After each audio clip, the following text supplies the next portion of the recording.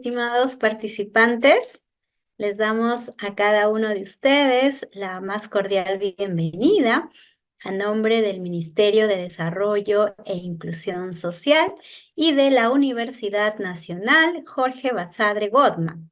Mi nombre es Daisy Torres y en esta oportunidad seré la moderadora de esta sesión del programa de especialización en desarrollo e inclusión social en su cuarta edición. Este programa está dirigido a gerentes, subgerentes y equipos técnicos de las gerencias de desarrollo social de los gobiernos regionales y locales, así como a coordinadores de enlace y de mecanismos de incentivos FED del Ministerio de Desarrollo e Inclusión Social. El objetivo que tiene el programa es fortalecer sus competencias y capacidades a fin de coadyuvar a la adecuada implementación, seguimiento y evaluación de la Política Nacional de Desarrollo e Inclusión Social. Les recordamos que este programa cuenta con 222 horas lectivas desarrolladas en 15 módulos y hoy abordaremos el módulo 12, que es el Programa Nacional Contigo. La lección es la número 27, en la cual abordaremos el objetivo, los principales servicios, la cobertura y principales logros del programa Contigo. Saludamos y damos la cordial bienvenida a la experta que en esta sesión será nuestra ponente, Cristol Amaya Borda. Ella es especialista de articulación del Programa Nacional Contigo. Los momentos que va a tener nuestra sesión serán dos. El primer momento, que es el desarrollo de contenidos. En este momento, de manera expositiva, nuestra experta abordará los marcos conceptuales del tema que ha sido programado. El momento 2 es el momento de las preguntas y respuestas. En este momento se absolverán las consultas de cada uno de ustedes. Las preguntas podrán ser realizadas a través del chat del Zoom. También, a medida de que la ponente esté desarrollando la temática, ustedes pueden ir redactando su consulta o su comentario que quizá también quieran hacerle llegar a la ponente. Y en el momento de las preguntas, nosotros le haremos la respectiva pregunta o comentario que ustedes han consignado en el chat.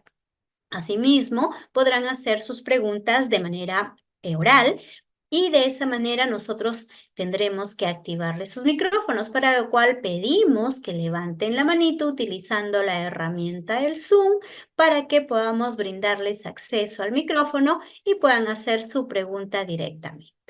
En ese sentido es el que vamos a desarrollar nuestra sesión y antes de dar inicio a la misma, vamos a presentar a nuestra ponente, Cristel Merly Amaya Borda. Ella es magíster en gerencia social con mención en gerencia de programas y proyectos y gestión pública y máster en alta dirección estratégica de las organizaciones públicas Ortega Marañón, España. Trabajadora social de profesión, egresada de la Universidad Nacional del Centro del Perú. Profesional con experiencia laboral de 13 años en instituciones públicas en el programa Aurora del Ministerio de la Mujer y Poblaciones Vulnerables, así como especialista de articulación en el Programa Nacional Contigo, a cargo de realizar un trabajo coordinado entre entidades nacionales y subnacionales, orientado al acceso a servicios complementarios de la población usuaria del programa Contigo. Ella es nuestra experta que nos acompañará en esta ocasión. Le damos la más cordial bienvenida y le agradecemos por brindarnos esta ponencia. Estimada Cristel, muy buenas noches, te escuchamos. Adelante. Buenas noches con todos. Mi nombre es Cristol Amaya, como ya lo mencionó Daisy. Y esta noche voy a compartir un poco del quehacer del programa Contigo, qué es lo que nosotros hacemos a nivel nacional.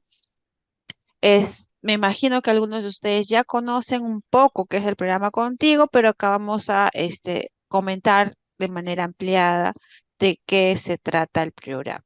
sé si es el módulo 12, que es el Programa Nacional Contigo. Lo que vamos a trabajar son los objetivos del programa, la cobertura y los principales servicios que como programa Contigo tenemos. Antes de comenzar a explicar el quehacer del programa Contigo, es muy importante que conozcamos una definición sobre la que parte la intervención misma del programa, que es acercarnos un poco a conocer cuál es el concepto de discapacidad, ¿no? Porque el público objetivo del programa Contigo precisamente son personas con discapacidad severa. Entonces, sí es importante para nosotros que ustedes puedan manejar la definición que nosotros usamos, que está en el marco de la Ley 29973, en el marco de la Convención Internacional sobre los Derechos de la Persona con Discapacidad, eh, que, que a su vez impulsan el modelo social de la discapacidad, ¿no? ¿Y qué entendemos por discapacidad? ¿Qué nosotros vamos a ir entendiendo por discapacidad?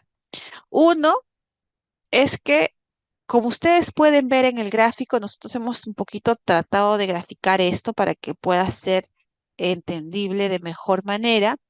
Es la suma de una persona con alguna deficiencia, ya sea física, sensorial, mental o intelectual.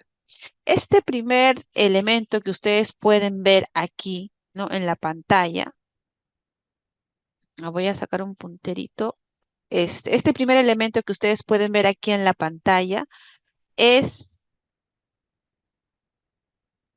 eh, está relacionada a la condición de la persona, a la condición de salud, ¿no? Este primer gráfico que ustedes pueden ver acá está relacionada a la condición de salud de la persona, que puede tener ya sea deficiencias físicas, como ven en el gráfico, puede ser una discapacidad en los miembros inferiores, puede tener dificultad de repente para oír, para hablar, para escuchar, o limitaciones mentales psicológicas, de repente podría tener algún tipo de deficiencia mental o una deficiencia intelectual, pero está relacionada a la condición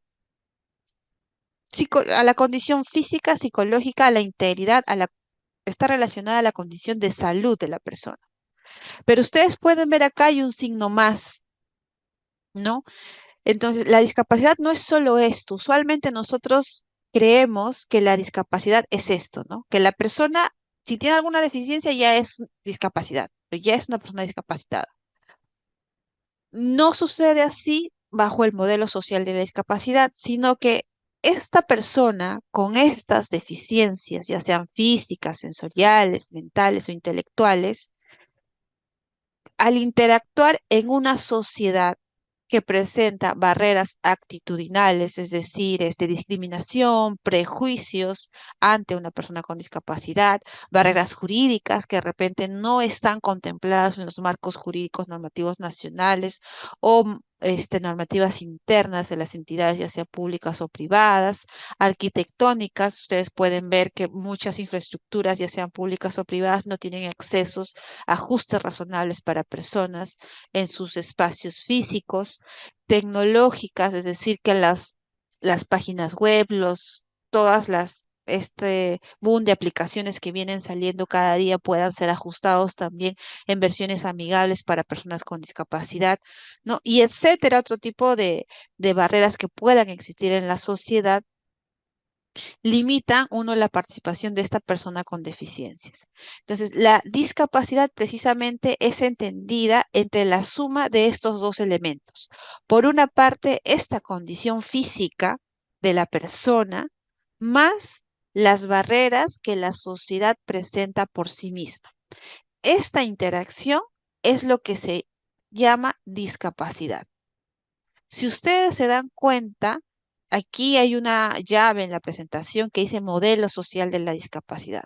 ¿Por qué se llama modelo social de la discapacidad? Porque precisamente la discapacidad no está centrada en la persona, sino en que la persona con una condición diferente a la supuestamente normal condición física, va a interactuar en una sociedad que no está preparada para recibirla, que no tiene los ajustes razonables o las adaptaciones que requiere para que esta persona pueda desempeñarse de manera plena y efectiva en la sociedad.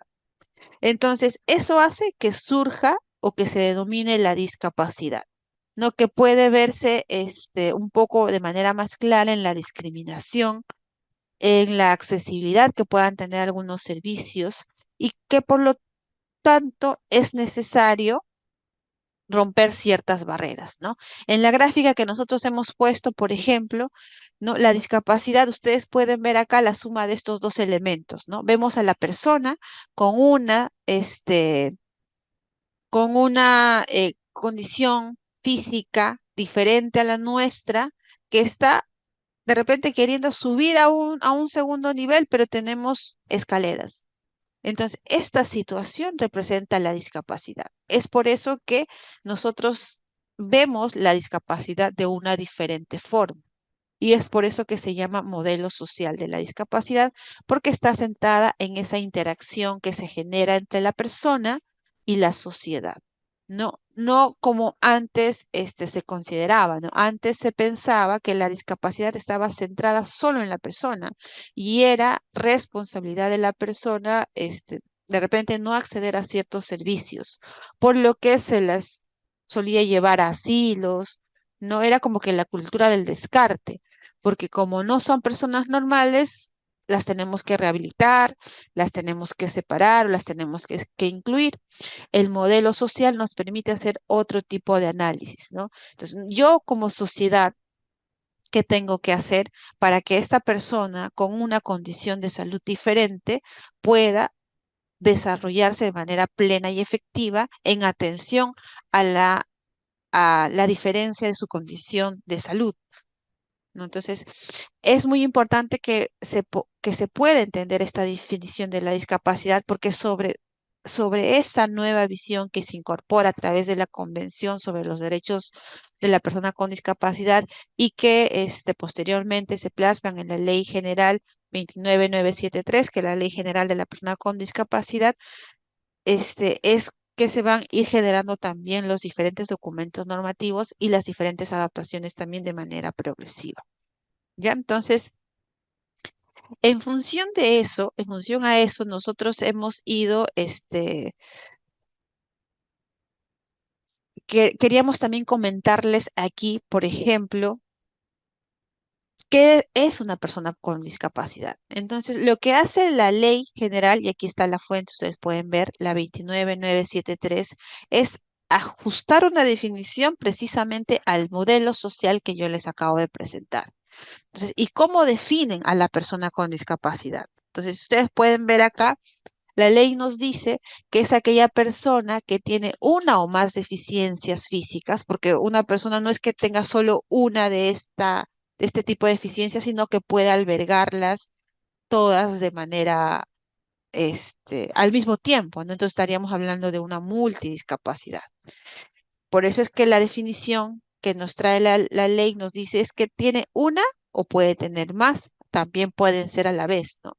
Deficiencia ya sea física, sensorial, mental o intelectual de carácter permanente, ¿no? Que al interactuar con diversas barreras que ya les mostré a ustedes, actitudinales o del entorno, no ejerza o pueda verse impedida en el ejercicio de sus derechos y su inclusión plena y efectiva en la sociedad en igualdad de condiciones que los demás. Entonces, si ustedes pueden ver esta definición que, que nos propone la ley 29973 está en el marco precisamente del modelo social de la discapacidad. Y es así que la discapacidad no debe ni está centrada en la persona, sino que en la interacción de esta persona con su medio. Y ahora, para un poco relacionarlo con el tema del programa Contigo, quisimos también incorporar aquí la definición de qué es una persona con discapacidad severa, porque ustedes deben saber que la gravedad de la discapacidad no es homogénea, ¿no? De acuerdo a la norma técnica de salud, tenemos tres niveles de gravedad de discapacidad, que puede ser leve, que puede ser moderada o puede ser severa. El programa Contigo atiende de manera, digamos que exclusiva a las personas con discapacidad severa. Por eso hemos querido incorporar en esta lámina una definición de discapacidad severa. Entonces, ¿qué es lo que nos dice, por ejemplo, la norma técnica de salud respecto de esta definición?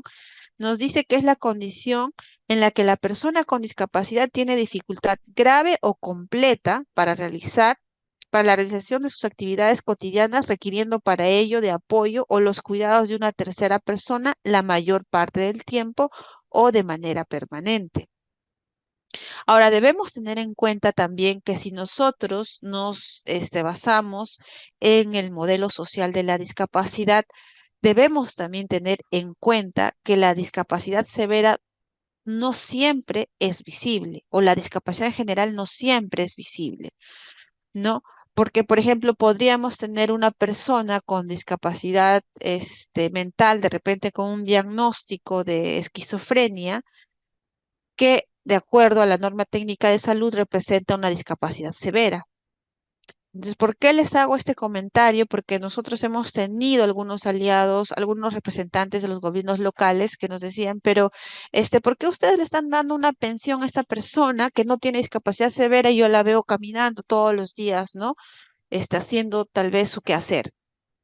Em, Igual, o sea, debemos tener en cuenta que la discapacidad no es en todos los casos visible, ¿no? El diagnóstico, por ejemplo, de esquizofrenia, de epilepsia, de VIH, de acuerdo a la norma técnica de salud, son diagnósticos que de por sí son considerados severos. ¿No? Entonces sí tenemos que tener mucho cuidado cuando nosotros hablamos de la condición de discapacidad de una persona, que no necesariamente la tenemos que ver en una silla de ruedas, que no necesariamente tiene que estar postrada en una cama, que podría ser consecuencia de una multidiscapacidad, sino que va a depender mucho del tipo o del tipo de deficiencia que él tenga, ¿no? O del tipo de acumulación de deficiencias en su deficiencias de salud que ella tenga. Entonces, sí es importante que nosotros podamos ir un poco como que repensando cómo nosotros identificamos a una persona con discapacidad, que no siempre va a ser aquella persona que va a estar postrada en una cama, ¿no? Sino que de acuerdo al modelo social de discapacidad, como que nos enseña a ver de diferente forma esta situación en las personas. Teniendo un poco más ya claro esta situación, vamos a pasar a lo que en sí es el programa Contigo. Entonces, el programa Contigo, seguramente muchos de ustedes lo conocen, tiene el objeto, es un programa social, ¿no? Del ministerio, como los otros programas que seguramente ustedes ya han escuchado, del Ministerio de Desarrollo e Inclusión Social. Somos uno de los programas más jóvenes del Ministerio de Desarrollo Social. Hace unos días acabamos de cumplir 9 años de creación, que tiene como objetivo elevar la calidad de vida de las personas con discapacidad severa en situación de pobreza a través de la entrega de una pensión no contributiva de 300 soles bimestrales, ¿no? A las personas que cumplan con 3 requisitos que les vamos a mencionar más adelante. ¿Cuáles son las líneas de intervención que nosotros tenemos como programa Contigo? Tenemos como que dos brazos grandes de nuestra intervención. Una es la transferencia monetaria en sí, es decir, los 300 soles que entregamos, que se entrega o se transfiere a las personas que se encuentran en situación de pobreza o pobreza extrema. Y lo hacemos cada 2 meses a cuentas de banco generadas por el programa Contigo. Y el otro, digamos, el otro brazo de intervención del programa Contigo es el servicio de acompañamiento al usuario, su hogar, la comunidad, a través de la articulación con los aliados estratégicos, los gobiernos regionales, en primera instancia, los gobiernos locales, ustedes, ¿no? Y dentro de ustedes, de manera específica con las OMAPES, que son las oficinas que atienden a las personas con discapacidad, se trabaja también de manera coordinada con el MINSA, el Ministerio de la Mujer, con NADIS y la sociedad civil, ¿no? En algunos espacios. ¿Cuáles son esos tres requisitos para poder acceder al programa contigo? Son tres. Uno es contar con un certificado de discapacidad severa. ¿Quién nos, quién otorga este certificado de discapacidad severa? ¿El programa contigo? No. El gobierno local tampoco. El MIDIS tampoco. ¿Quién certifica discapacidad? El MINSA. ¿Y sobre qué norma lo hace? A través de su norma técnica de salud, la norma técnica 127 que habíamos visto en la lámina anterior. En esta norma técnica se establece el procedimiento para evaluar, calificar y certificar la discapacidad. Si como producto de ese proceso de certificación la persona tiene discapacidad severa, ese ya es un primer requisito. Entonces, aquí sí que me gustaría que quede claro que la certificación de discapacidad es una competencia del MINSA. Lo que hace el programa es recibir información del MINSA a nivel nacional sobre las personas que tienen certificación, la certificación de discapacidad en la gravedad de severa, ¿no? Y que de alguna forma también pasan para la evaluación del padrón.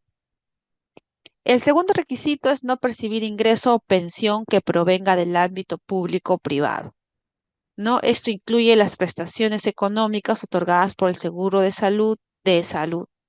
Es decir, que no perciba, por ejemplo, pensión 65, que no perciba una pensión de la ONP o de la AFP, este, u otro tipo de pensión que pueda ser percibido en el cruce de información que nosotros hacemos para la elaboración de nuestro padrón.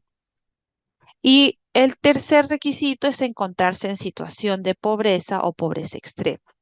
Aquí nosotros es información que también no depende directamente del programa contigo, sino que como ustedes sabrán, esta se hace en base a los criterios del sistema de focalización del CISFO, que de manera operativa la información es recogida por los empadronadores o el equipo de ULE que ustedes tienen en los gobiernos locales, ¿no? Entonces ellos van de acuerdo a los criterios del CISFO, empadronan, recogen información y determinan si el hogar de la persona se encuentra en situación de pobreza, no pobreza o pobreza extrema.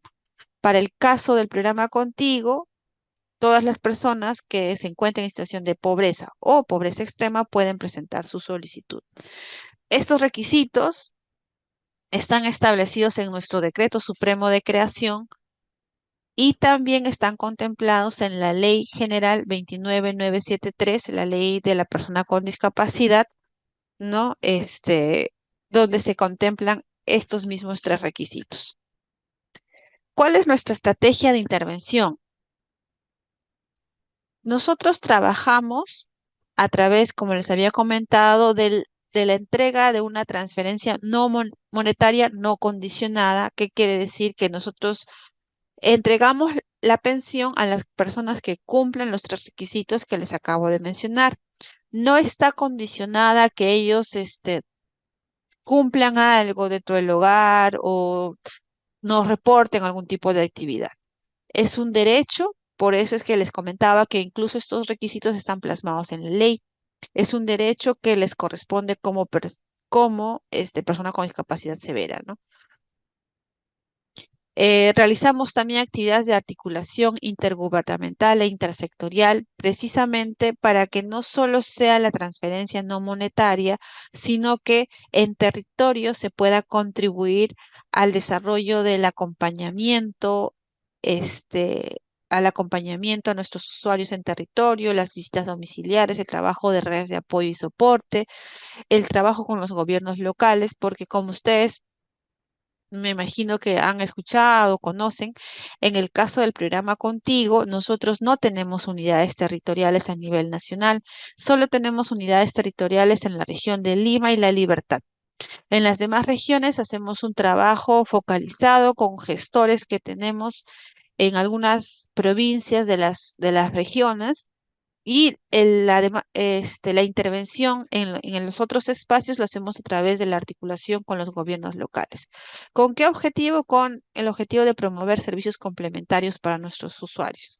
¿Qué quiere decir? Que se, se gestiona servicios que complementarios a la transferencia de la pensión puedan contribuir precisamente a la calidad de vida de las personas. Y esta tarea, esta estrategia que ustedes ven aquí en la tercera línea o fila de la lámina, es el acompañamiento al usuario, el hogar y la comunidad. ¿Con qué objetivo se hace? Para promover el reconocimiento e inclusión de nuestros usuarios en la comunidad. Todas estas tres tipos de estas estrategias la trabajamos a nivel del usuario, a nivel de hogar, ¿no? Porque se hace también un trabajo con los cuidadores y a nivel de la comunidad, ¿no? Con el trabajo con aliados en la promoción de los servicios complementarios.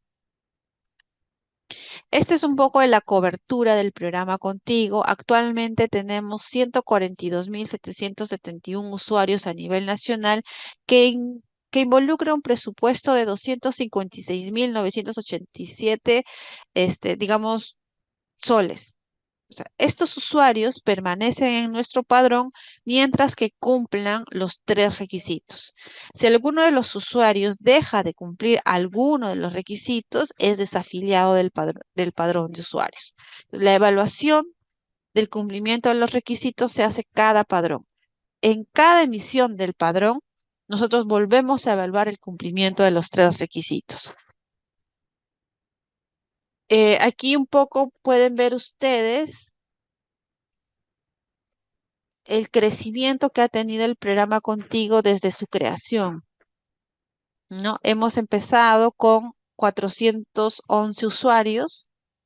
Ustedes pueden ver aquí en esta línea naranja cómo va ascendiendo. Actualmente estamos en 142.771 usuarios en el 2024. Precisamente la dirección ejecutiva del programa Contigo viene trabajando para que esta rayita naranja que ustedes ven en el PPT pues pueda incrementarse, ¿no? En esta línea naranja ustedes ven la población objetivo, es decir, a cuánto deberíamos nosotros llegar. Digamos que tenemos al 2024 395.296 personas con discapacidad que estarían cumpliendo los requisitos para ser parte del programa, pero actualmente el programa, por el presupuesto con el cual cuenta, ¿no? Está atendiendo aproximadamente al 50%. Nosotros, no sé si ustedes, con algunos de ustedes ya se ha coordinado, hemos estado también contribuyendo en el desarrollo de las campañas de certificación de discapacidad, ¿no? Las brigadas de certificación de discapacidad en algunas regiones, porque una de las principales limitaciones que tienen los gobiernos, bueno, el MINSA o el programa en sí también, es que tenemos muy pocas todavía personas certificadas con discapacidad severa. Entonces, certificadas en general, ¿no? La brecha de certificación a nivel nacional es bastante grande. Entonces, a pesar de no ser una competencia del programa Contigo, hemos estado promoviendo también que los gobiernos regionales, las direzas, los gobiernos locales puedan también certificar. Mientras mayor cantidad de personas certificadas exista, mayor posibilidad hay de conocer qué necesidades tienen y ubicarlas, ¿no? Saber dónde están, cuántos son y mayor posibilidad también de tener información para el sustento de este presupuesto adicional para el incremento de cobertura también, en el caso del programa Contigo, y también, pues, ¿no? Para el acceso a otro tipo de servicios en territorio o también de otros sectores a nivel nacional. Entonces, aquí está un poco de los que les estaba comentando. Em, Nosotros estamos trabajando en esta línea amarilla central que ustedes pueden ver. Estamos como programa Contigo contribuyendo a la optimización del proceso de certificación de las personas con discapacidad para poder cerrar la brecha de certificación, ¿no? Incluso es uno de los indicadores en el galardón Contigo, que espero que muchos de los que están aquí estén presentes, porque precisamente lo que queremos es que podamos tener mayor cantidad de personas certificadas que puedan ejercer sus derechos, a sus derechos, ¿no? Uno de ellos es acceder a una pensión. pero para eso necesitamos identificarlos y que puedan certificarse, ¿no? Si ustedes pueden ver aquí en la lámina, en el primer ítem tenemos la estadística del INEI al 2017, que nos decía que tenemos 3.200.000 personas que habrían manifestado tener algún tipo de discapacidad, ¿no? Este es el último censo que podríamos tomarlo como una referencia, ¿no? En el 2012 tenemos un estudio más especializado que fue la encuesta en EDIS, que precisamente nos identifica de manera exacta a personas con discapacidad, que tenemos 1,5 millones aproximadamente de personas que han manifestado tener algún tipo de discapacidad. No, en el Registro Nacional del CONADIS al 2023 teníamos, o sea, los que tienen certificado y los que tienen carnet de CONADIS, por eso CONADIS tiene incorporada también a personas que tienen carnet, ¿no? Ellos, por ejemplo, tienen identificado a 519.475 personas con discapacidad certificadas y que además tienen su carnet. No, el HISDISCAP del MINSA al 2023 nos menciona que tiene 288.000 personas certificadas con discapacidad. O sea, esto sería el número un poco más exacto, ¿no? De ahí, para el caso del programa contigo, tendríamos que ver cuántas tienen discapacidad severa. Nosotros como programa contigo tenemos como potenciales usuarios a 175.298. Si ustedes se dan cuenta, la cifra va disminuyendo, ¿no? Y ya estamos atendiendo a 142.771 usuarios.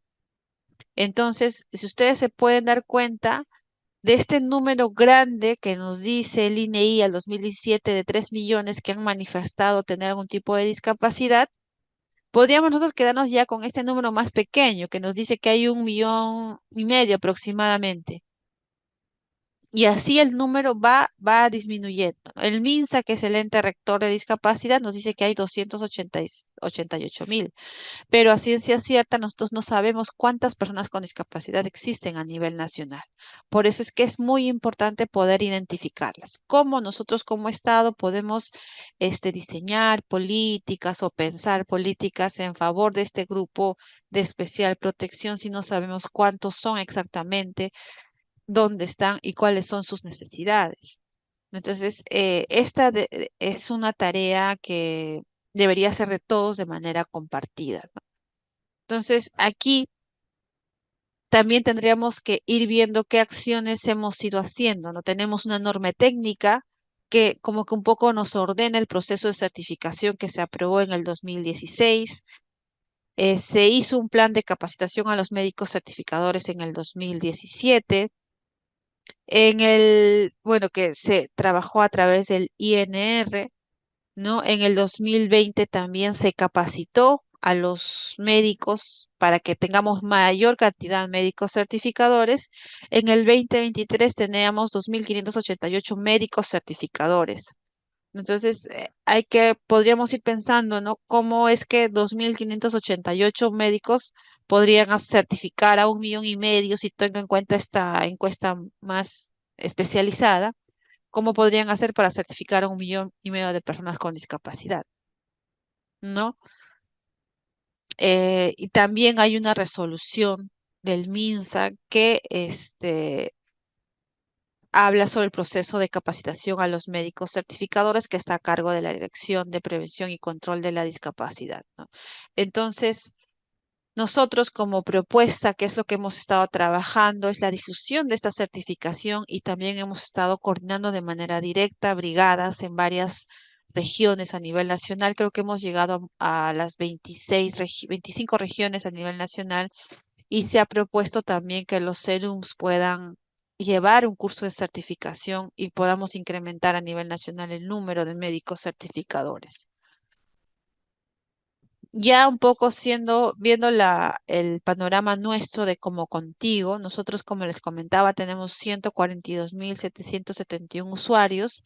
Actualmente estamos en 1.836 distritos a nivel nacional, de los 1.891 o 95 creo que son en total a nivel nacional.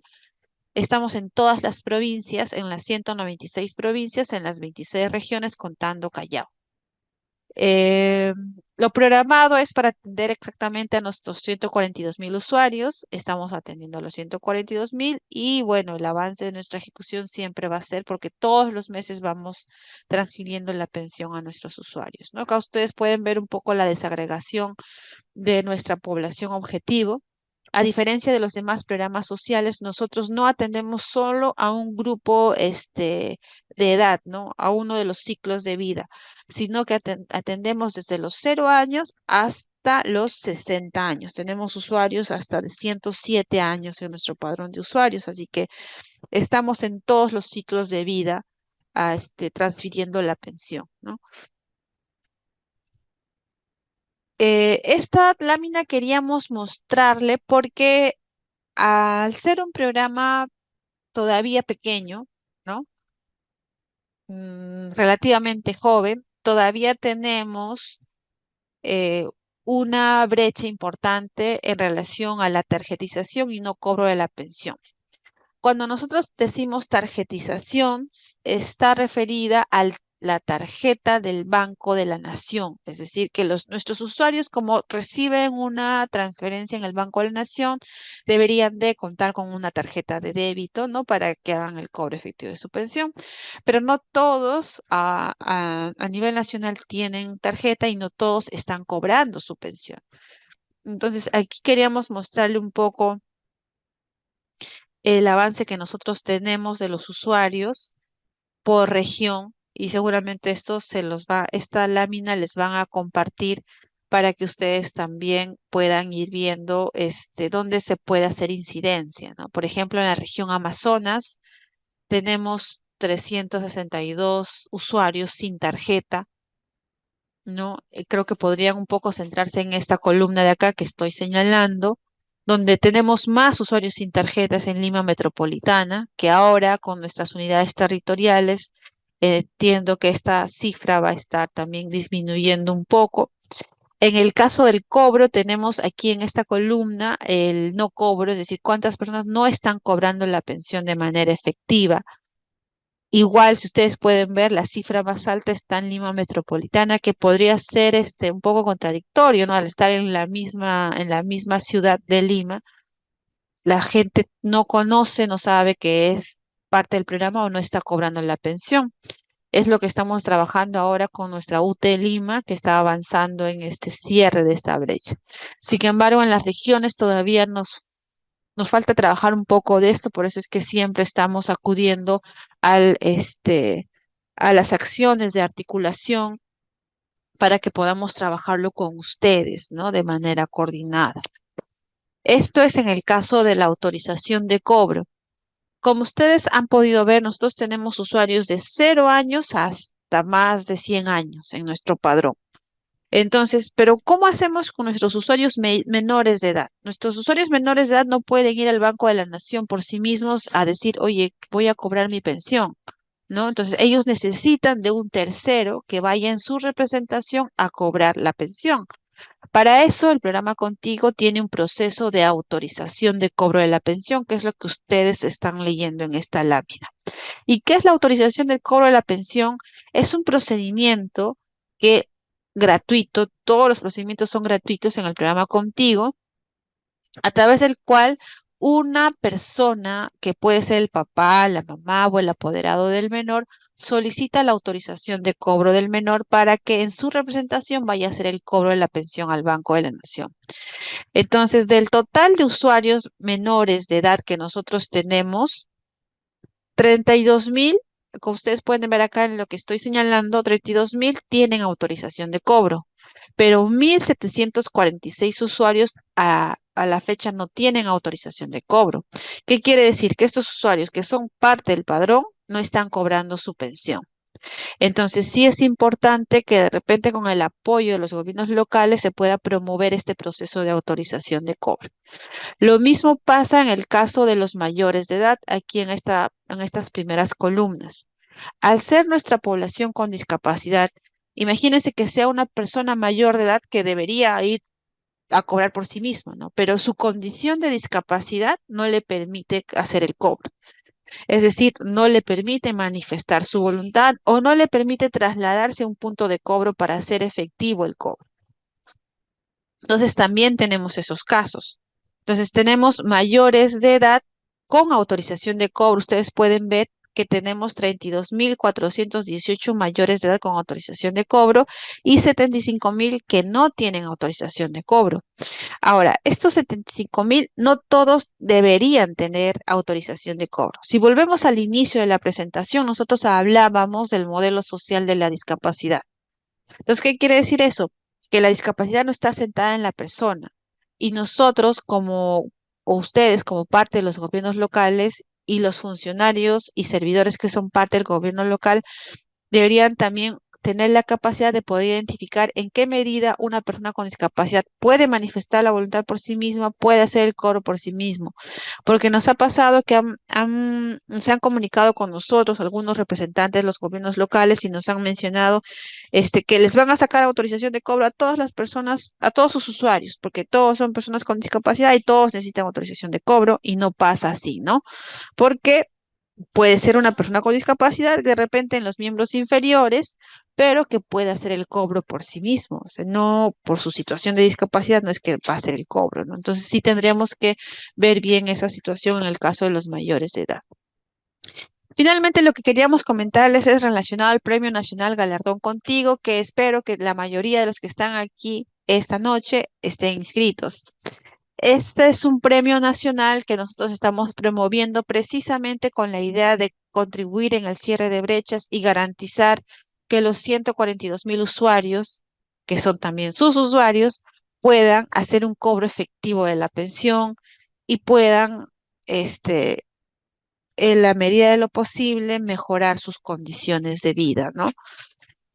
¿Qué es lo que busca nosotros precisamente? Como dice el objetivo aquí, lo que queremos es fortalecer ese trabajo articulado que tenemos, porque el programa Contigo siempre trabaja de manera muy cercana con los gobiernos locales, con los gobiernos regionales. Entonces, lo que queremos es un poco fortalecer ese trabajo, estrechar un poco más el trabajo que ya hemos venido haciendo para poder incentivar esas buenas prácticas de algunos gobiernos locales y que de manera conjunta, todos podamos contribuir a la mejora de la calidad de vida de este grupo de especial protección, ¿no?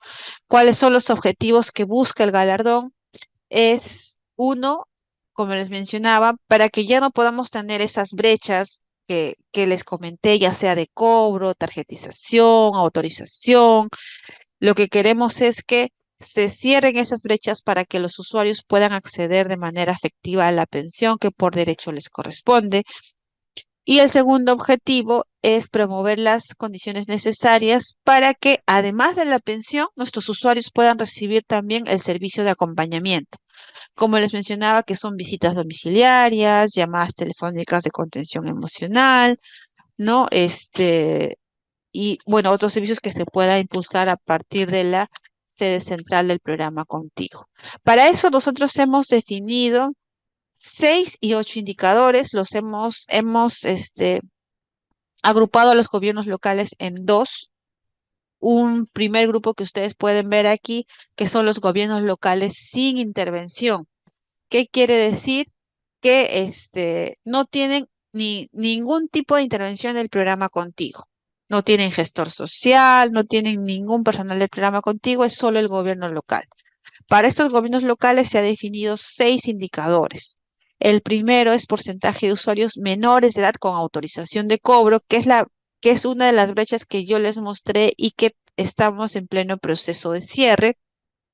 El porcentaje de usuarios tarjetizados, que es lo que también les mencioné referente a la tarjeta de débito del Banco de la Nación, el porcentaje de usuarios que realizan el cobro de la pensión, el porcentaje de usuarios con clasificación socioeconómica próxima a vencer a fin que los usuarios no sean suspendidos y posteriormente desafiliados, el porcentaje de usuarios con FAT actualizado, teléfono y dirección georreferenciada, número de brigadas para la certificación de las personas con discapacidad realizadas en distrito, ¿no? Esto es por el tema de certificación que yo les había comentado también.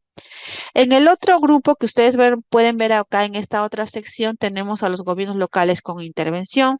Si se pueden dar cuenta, son los mismos primeros 6 indicadores y se le ha adicionado estos dos.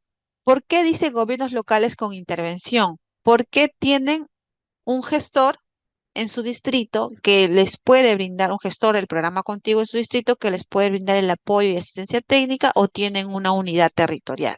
Por ejemplo, toda la región Lima, Callao y La Libertad tienen, son gobiernos locales con intervención porque tenemos una UT en esas regiones. Y algunas provincias de algunas de las regiones también cuentan con algún gestor que tiene intervención a nivel provincial, entonces también son considerados gobiernos locales con intervención.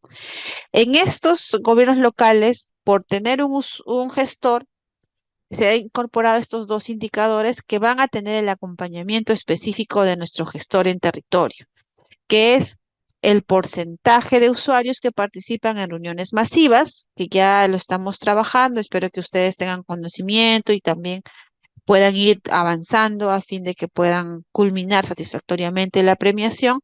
Y el otro es el porcentaje de autorizados y cuidadores que participan en el programa de formación de cuidadores también en algunos distritos. No todos los distritos tienen este indicador, sino los que han sido seleccionados para llevar el curso de formación de cuidadores.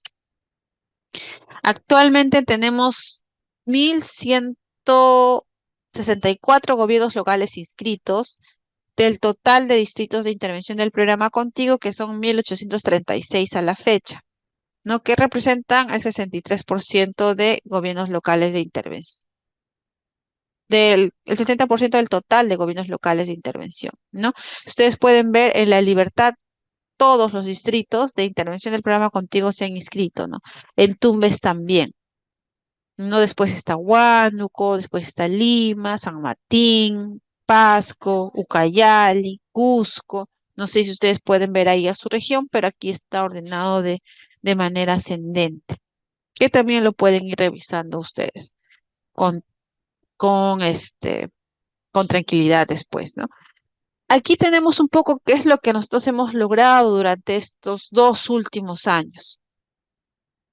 Nosotros tenemos un servicio, una intervención que es contención emocional, son llamadas telefónicas que un equipo de psicólogas hace a nuestros usuarios. Por la misma característica de la situación de discapacidad, por la situación de discriminación que nuestros usuarios padecen, definitivamente la mayoría, si no es decir todos, requieren un apoyo psicológico. Desde sede central tenemos un equipo de psicólogas que va brindando este apoyo de manera progresiva también a nuestros usuarios. Para eso ellas utilizan criterios de priorización para saber a qué usuarios llegar. Uno de esos criterios, uno de esos criterios es que puedan también contar con un número de teléfono. Y por eso es que también uno de los indicadores que nosotros tenemos con galardón es que puedan registrar los números de teléfono de estos usuarios para que nuestro equipo de psicólogas también se pueda contactar con ellos. En el año 2023 hemos llegado a hacer 10.319 llamadas telefónicas a nuestros usuarios, y en este año tenemos proyectado llegar a 10.500. Ya estamos actualmente en 11.000, o sea que vamos a superar este número proyectado. Actualmente ya estamos bastante avanzados con este tema. Como les mencioné, con la implementación de nuestras dos UTs, también tenemos psicólogas en cada una de estas UTs que también brindan este apoyo de manera remota. También tenemos intervención presencial, ¿no? Tenemos a nuestro equipo de psicólogas que también ha salido a hacer acompañamiento psicológico presencial, ¿no? Contención emocional presencial, grupal con algunos distritos en las UTES, ¿no? Y en algunos distritos también hemos trabajado ese tema. Lo otro que hemos estado trabajando son nuestras visitas de acompañamiento, que tienen el objetivo de promover el reconocimiento del usuario como como sujeto de derechos dentro de su hogar.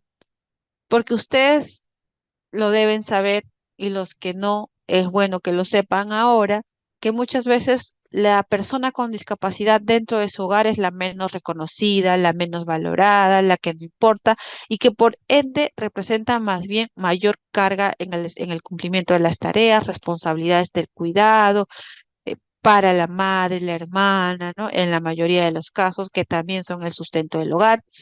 Entonces, con las visitas domiciliarias que hacen nuestros gestores, precisamente se promueve que se vea de diferente forma al usuario, que además recibe una pensión, no que sea considerado como sujeto de derechos.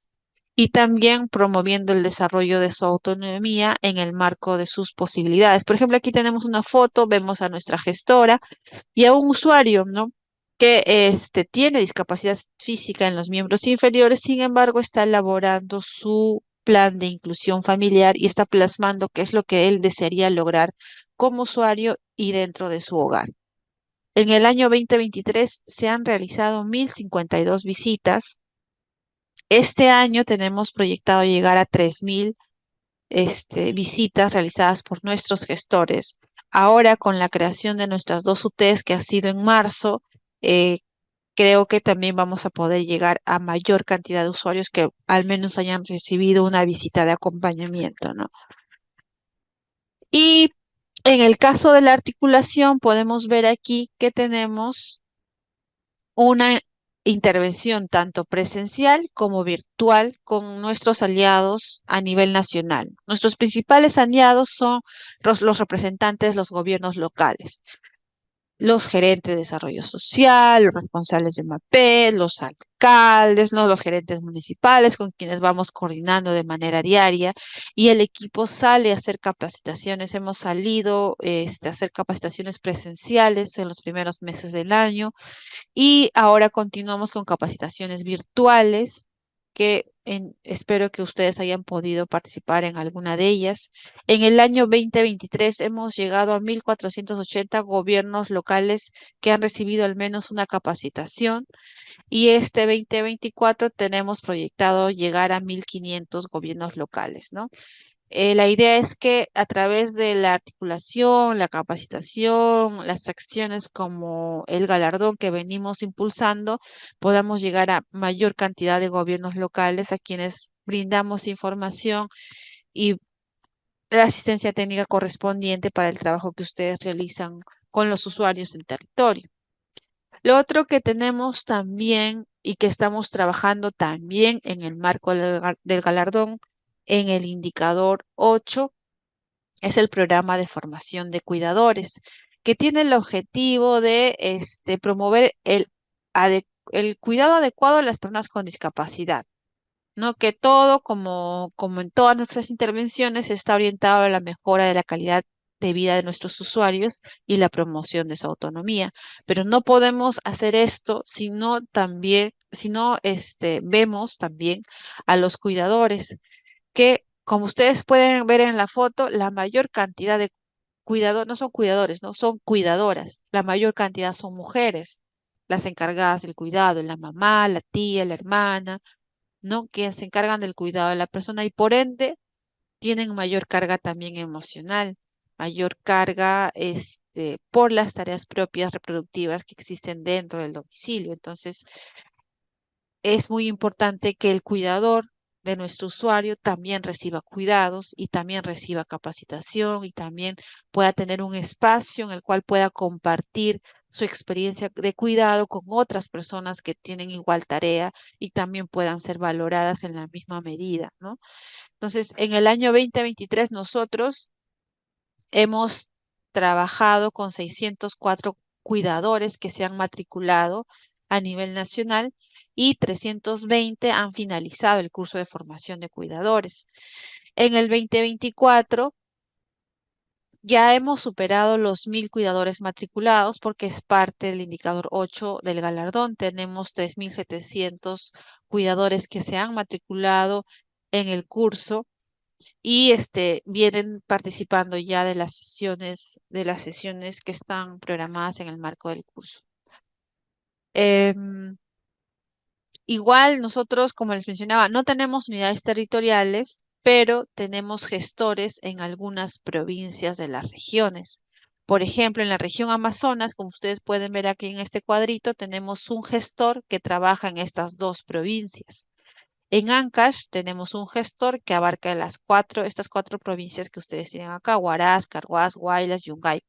En Apurímac tenemos al gestor que abarca Bancaya y Maraes, en Arequipa la misma Arequipa, en Ayacucho, Huamanga, en Cajamarca, Cajamarca, Gualayoque y Jaén, en Callao tenemos usted, en Cusco está en Cusco, Anta y Calca, en Huancavelica, en Huánuco, y así. En todas las regiones, como ustedes pueden ver, tenemos al menos intervención en una o más provincias. Entonces, es por eso que cuando les hablaba del galardón, teníamos dos tipos de gobiernos locales, con intervención y sin intervención. Entonces, estos gobiernos locales que tienen al menos un gestor en alguna de las provincias es un gobierno local con intervención. Por eso muchos de estos distritos que están dentro de esas provincias tienen el indicador 7 y el indicador 8. Y entonces, igual estamos tratando de crecer con presencialidad, por lo menos con un gestor en una provincia, ¿no? Y esto es todo de mi parte. Eso ha sido, como que en resumen, lo que nosotros trabajamos desde el programa contigo. Continúan, creo, las preguntas, ¿verdad? Milagros Dueñas nos pregunta, dice, ¿existe un listado oficial y actualizado de los profesionales acreditados por otorgar el certificado de discapacidad? Entiendo que sí, es una información que lo maneja la Dirección de Prevención y Control de la Discapacidad, que es la, la entidad dentro del MINSA que se encarga de promover este proceso. Publicado de manera, o sea, en sus redes o en su página web, no creo que esté, pero sí se podría cortar en todo caso. Ustedes están en regiones con la DIRESA, que ellos deben tener un listado, ¿no?, de cuántos médicos certificadores hay por región, para ver cuál es la capacidad también que tienen ellos, ¿no? Y dos, nos dice Milagros, la persona con discapacidad o el familiar puede acudir a cualquier establecimiento a nivel nacional, obviamente sabiendo que hay profesional acreditado, y hacerse atender viviendo en otra jurisdicción. En este caso, la respuesta sería no, por la experiencia que nosotros hemos tenido. Como les mencioné, nosotros hemos estado haciendo actividades de certificación los primeros meses del año, y precisamente lo que nos comentaban los médicos certificadores es que de preferencia la persona se certifique en el establecimiento de su jurisdicción, porque su historia clínica la generan en ese establecimiento.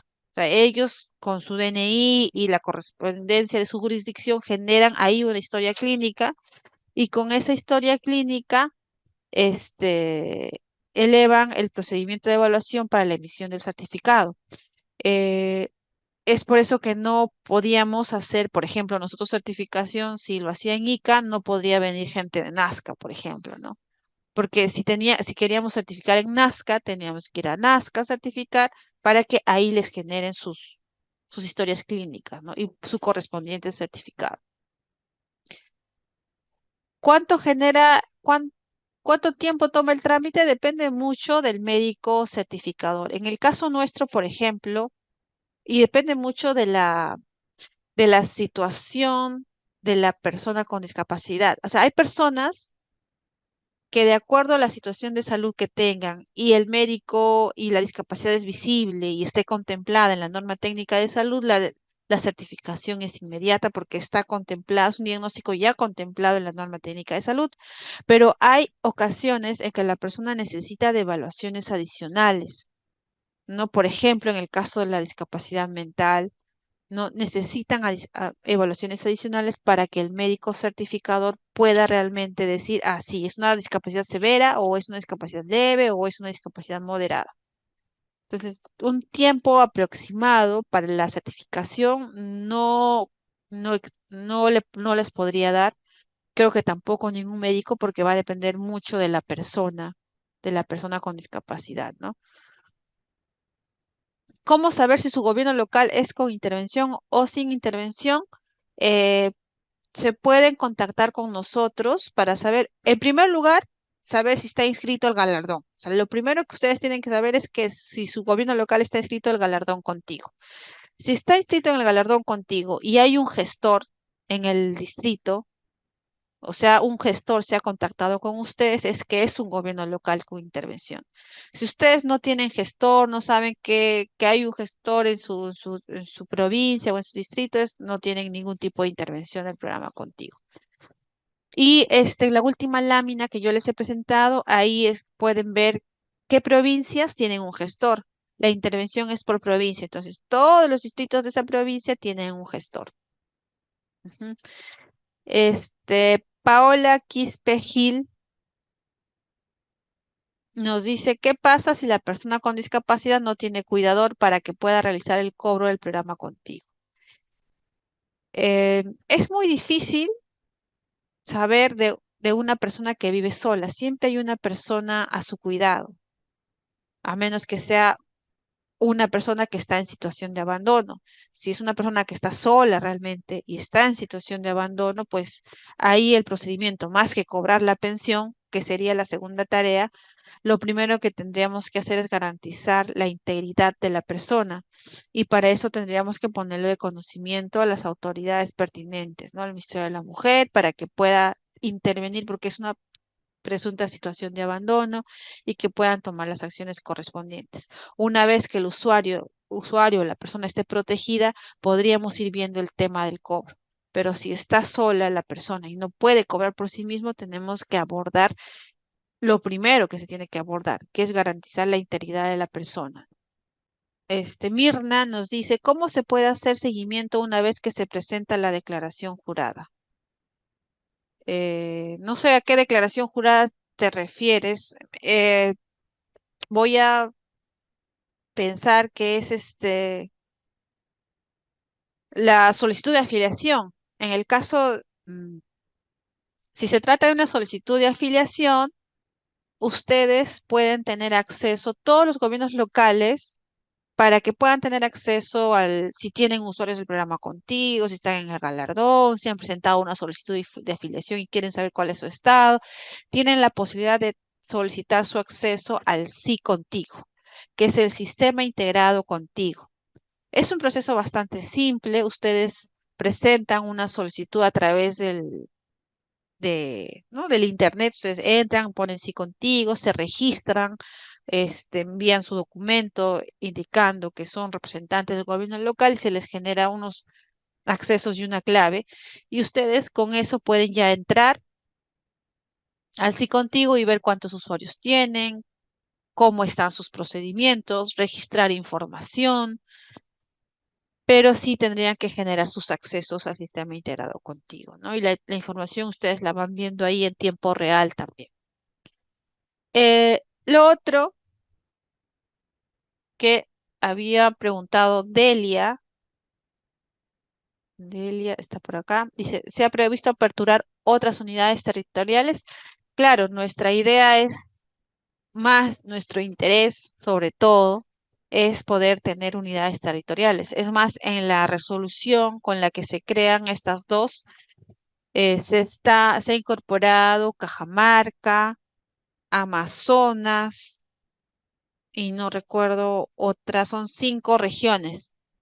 Pero, o sea, claro, está aprobado mediante resolución, pero no tenemos el presupuesto. Entonces, la creación de nuestras UTEs va a ser progresiva, ¿no? Es una ambición que nosotros también como programa Contigo tenemos y esperamos que podamos lo más pronto tener personal en territorio. Aquí hay otra pregunta de Marta que dice, sí, Marta, ¿cuáles son las diferencias con OMAPET y con ADIS?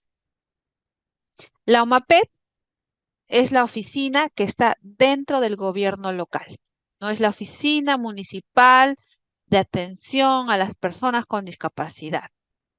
Oficina Municipal de Atención a las Personas con Discapacidad. La OMAPET tiene una intervención local. El CONADIS es el ente rector de discapacidad.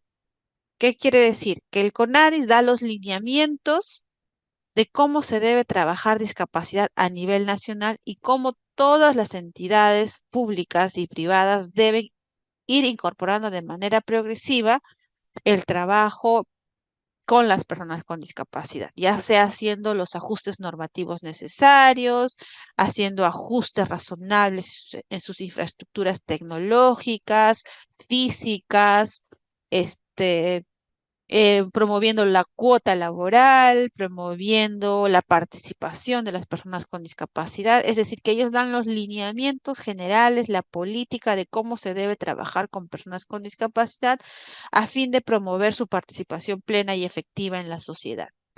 La OMAPET operativiza esos lineamientos en el nivel local, ¿no? Entonces, la CONADIS es el ente rector a nivel nacional, pero tiene a su vez coordinadores regionales. En cada región hay un coordinador regional que hace las funciones del ente rector en la región. Por eso ustedes habrán visto que los representantes de las CONADIS a nivel regional hacen reuniones, están promoviendo los planes regionales de discapacidad, están viendo el tema de la cuota laboral, de la cuota de acceso a las identidades educativas superiores, ¿no? Entonces, ellos están trabajando eso y van dando el soporte a las entidades públicas para incorporar esto que se, que se llama la perspectiva de la discapacidad en las políticas públicas, ya sean locales, provinciales o regionales. Entonces, ese es el rol del CONADIS y el caso de la MOPED es un poco más operativo, ¿no? Ellos van a ir viendo, o sea, ellos tienen que atender e ir promoviendo la implementación de los lineamientos establecidos por la CONADIS a nivel nacional y hacia a nivel regional dentro de sus territorios, que está en relación al acceso a derechos también de las personas con discapacidad de su jurisdicción. Uy, ya, entonces hasta ahí iba. Alguien estaba levantando la mano, pero yo no tengo la forma de darles pase. Espero que Daisy se conecte para ver cómo les pueda dar pase. Sin intervención son 6 productos para la meta, con intervención 8 productos para la meta, para el programa contigo. Muy bien, Mabel. Mabel ha estado muy atenta a la presentación y está respondiendo las preguntas. Luis dice, buenas noches. Hay personas con discapacidad, adulto mayor, es jubilado, pero su pensión no supera los 300 soles y es su único ingreso. ¿Podría ser beneficiario? No. ¿Por qué no podría ser beneficiario? Porque estaría incumpliendo el segundo requisito de afiliación al programa contigo. Yo entiendo que es una persona jubilada, mayor y recibe una pensión, pero también nosotros tenemos la tarea de priorizar. Esta persona podría estar en una situación de vulnerabilidad, pero hay personas que no reciben pensión, que viven solas, como el caso que nos habían puesto nuestra compañera anteriormente, y que tienen mucha mayor necesidad que él. Entonces, es como, digamos que una familia, tú tienes 5 hijos, ¿no? A todos, tú les quisieras dar lo mismo porque los quieres a todos por igual, pero tienes que priorizar quién necesita más y a quién vas orientando tus recursos. Entonces, por eso es que aparte de los requisitos, los requisitos nos ayudan como que a mirar a la población en mayor situación de vulnerabilidad. Sobre eso, que ya habíamos dicho que tenemos aproximadamente 300.000 personas, de acuerdo a los estudios que han hecho en el MIDIS, sobre eso todavía nosotros priorizamos, porque siempre la demanda es mayor a la oferta, entonces no podemos llegar a todos. ¿Y qué es lo que tenemos que hacer? Es priorizar. Por eso es que también después de los requisitos tenemos otros criterios de priorización porque no podemos llegar inclusive a todos nuestros usuarios, a todos los potenciales usuarios a los que nosotros los denominamos, ¿no? Marta pregunta, un usuario tuvo un inconveniente con su clasificación socioeconómica por la dirección, domicilio, su cuidador lo llevó a un familiar que reside en Lima y como estaban en empadronamiento masivo, los favorecen también al usuario y ahí ajá, ¿cómo sería en ese caso?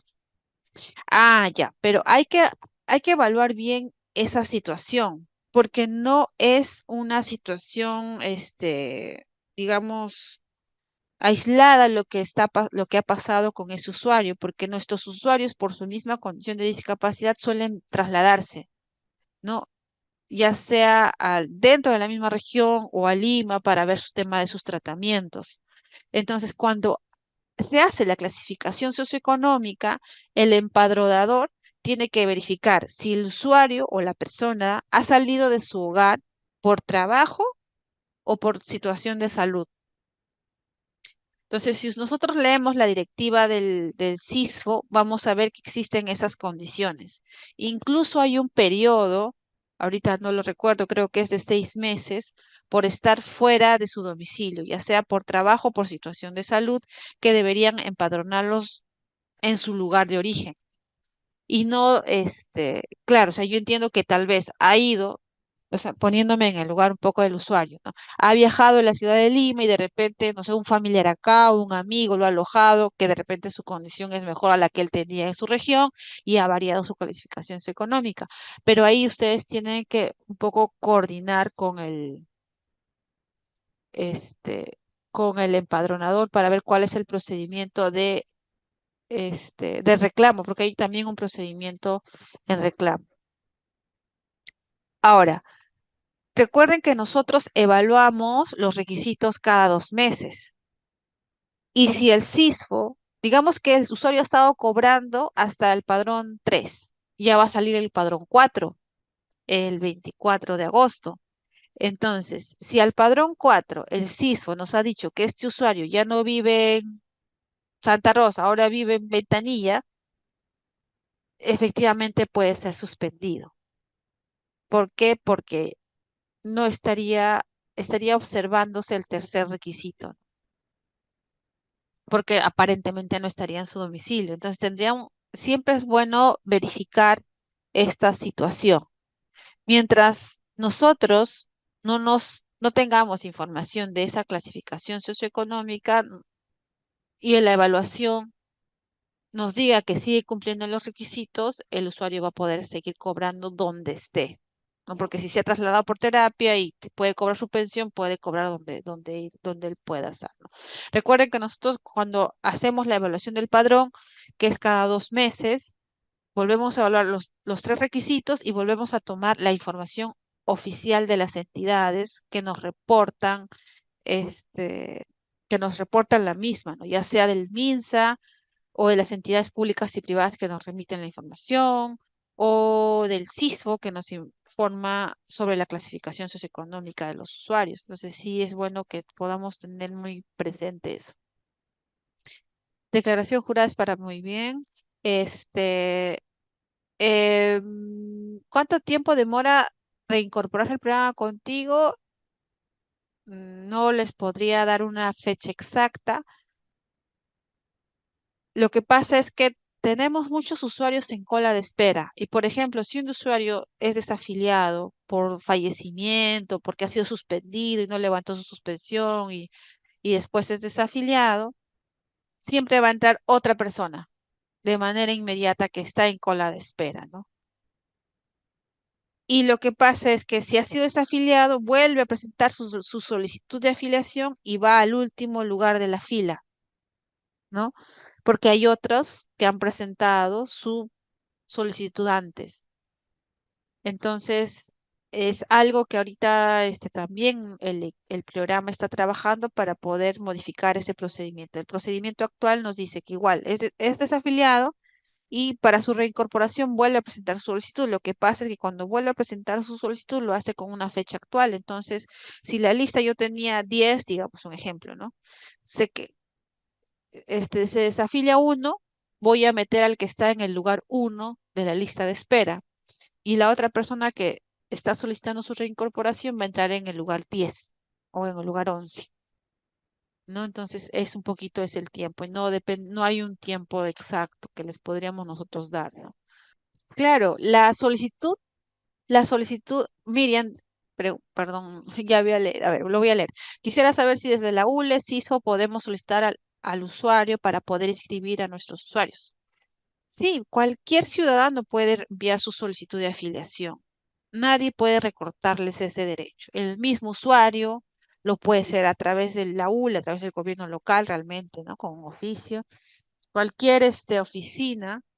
Es más, sería muy interesante, o sea, es muy importante que la ULE trabaje muy de la mano con la OMAPET, porque los dos como que van en una misma línea, ¿no?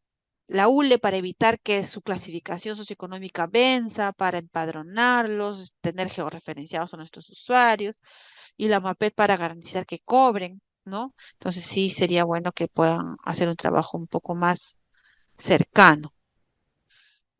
No varió la clasificación socioeconómica, solo la dirección. No, mientras no varíe la clasificación, recuerda que no es que varía la clasificación socioeconómica, sino que la clasificación socioeconómica responde a todo el proceso de empadronamiento. Es decir, si varía la clasificación socioeconómica es porque ha variado la dirección y ha variado todo. Pero como lo decía, mientras eso no haya sido reportado por el CISFO, nosotros vamos a tomar la información que el CISFO nos dé, ¿no? Ahora el padrón sale el 24 de agosto, entonces sí les sugiero que puedan verificar si permanece en el padrón. Si permanece en el padrón, puede seguir cobrando. Si por A o B dice que el usuario está suspendido, podría deberse a lo que nos estás comentando, Marta, y tendríamos que levantar esa suspensión en los siguientes 2 meses para que el usuario vuelva a cobrar en el sexto padrón, en el quinto o sexto padrón. Esperemos que la información no haya variado. Zulma, cuando caduca el certificado, le pueden sacar al usuario. Claro, no. Cuando caduca, no. Cuando cambia la severidad. Porque recuerden que la discapacidad es dinámica. No, en muchos casos puede o pasar, y nos ha pasado, de severa a moderada, de moderada a severa, ¿no? Entonces la discapacidad es dinámica. No se desafilia por caducidad, se desafilia por la variación de la gravedad de discapacidad. Siempre tiene que ser severa, no puede ser ni moderada ni leve. Y eso no lo determinamos nosotros. Recuerden que eso lo determina el MINSA. Si el certificado tiene una fecha de reevaluación, sí les sugiero que vayan al centro de certificación correspondiente y poder solicitar la reevaluación, ¿no? No, sobre todo teniendo en cuenta el bienestar del usuario. Porque si necesita una revaluación es porque el médico tal vez ha visto algún índice para que pueda mejorar o superar o llevar el cuidado correspondiente, ¿no? Las terapias necesarias para que pueda llevar mejor su situación de discapacidad.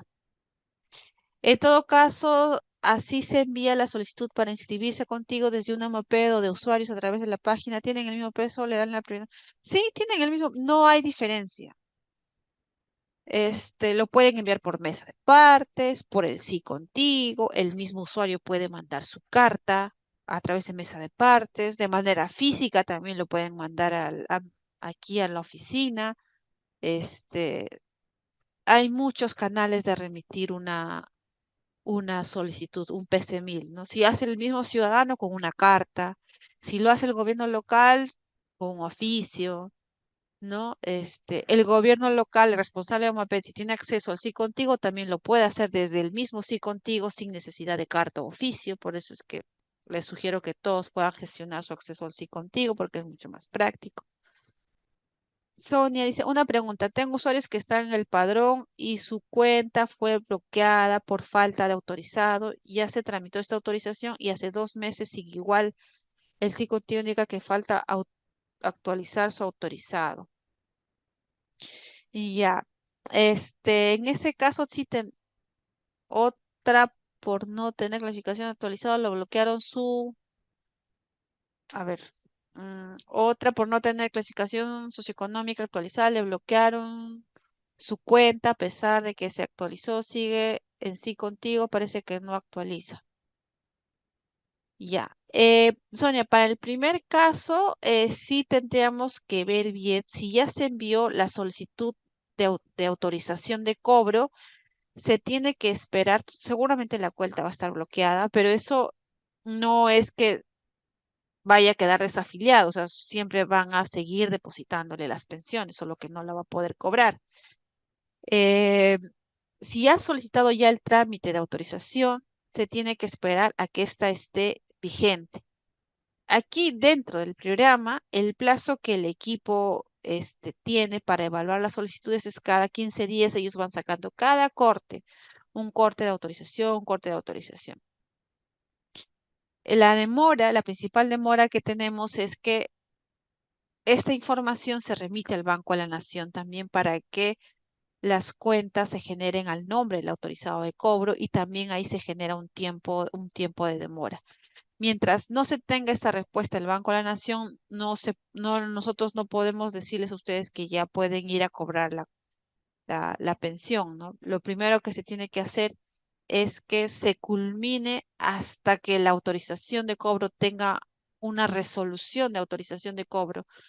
Una vez que tenga la resolución, ya la cuenta puede ser desbloqueada por el mismo autorizado y hacer el cobro efectivo de todas las pensiones. No pierden ninguna pensión. Estas se van acumulando, ¿no? Y respecto a la clasificación socioeconómica, eso sí, no lo han bloqueado. Lo que nosotros hacemos es suspenderlo. Si la clasificación socioeconómica se vence, ¿no? Está caduca o cambia, lo que hace el programa, no, si cambia, no. Si se vence, la clasificación económica lo suspendemos. Es decir, se le sigue depositando la pensión, pero no va a poder cobrar porque su clasificación socioeconómica está vencida. Lo que se sugiere es que ahí de inmediato se actualice la clasificación socioeconómica lo más pronto posible para que ésta se registre en el SISFO, en el sistema, ¿no? A través de la ULE, claro, ¿no? Y pues se pueda centralizar la información acá a nivel nacional y ellos nos devuelvan la información. Recuerden que nosotros no consultamos al SISFO de manera directa, el SISFO nos remite la información, es decir, nos dice estos usuarios tienen vigente, estos tienen vencido, entonces sí se recomienda que si un usuario tiene una clasificación socioeconómica vencida, de inmediato se actualice o se evite, por eso les decía anteriormente, ¿no? Si la ULE y la OMAPE trabajan de manera conjunta, sería mucho mejor porque se evita que las clasificaciones socioeconómicas se venzan, ¿no? Y que los usuarios sean suspendidos. Si el usuario suspendido no levanta digamos, no actualiza su clasificación socioeconómica, al siguiente padrón va a ser desafiliado. O sea, tienes 2 meses para poder actualizar la clasificación socioeconómica, pero lo recomendable no es esperar 2 meses, porque el padrón se elabora antes de esos 2 meses, ¿no? 15 días antes, ¿no? 20 días antes se está elaborando ya el padrón, el siguiente padrón. Entonces sí sería bueno hacerlo de manera inmediata. Yo había pensado que ya había acabado con las preguntas, pero siguen escribiendo. Ya. Entonces va Milagros. ¿Es complicado obtener el acceso al sí contigo? No, es bastante simple. Entras al enlace, registras tus datos, pones tu resolución donde te designan como responsable del acceso y de inmediato te crean la cuenta, te envían los accesos a tu cuenta. Pero sí necesitas un documento que te haya otorgado tu alcalde, o tu jefe superior inmediato, ¿no? Porque recuerden que están accediendo a data muy sensible, información de teléfono, direcciones de los usuarios, ¿no? Entonces, es información bastante sensible y ustedes asumen la responsabilidad del manejo de esa información. Entonces, obtener el acceso no es nada complicado, pero sí necesita, lo que me parece que es lo más un poquito difícil sería el documento que ustedes tienen que cargar, donde el alcalde los designa como responsables del acceso, ¿no?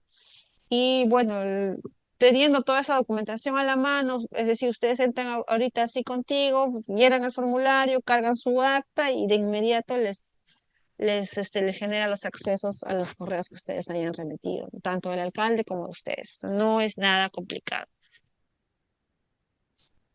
¿Cuáles son las observaciones de errores más comunes al momento de enviar solicitudes contigo? Por ejemplo, el certificado de salud no debe tener manchas. Nosotros no pedimos certificado de discapacidad realmente.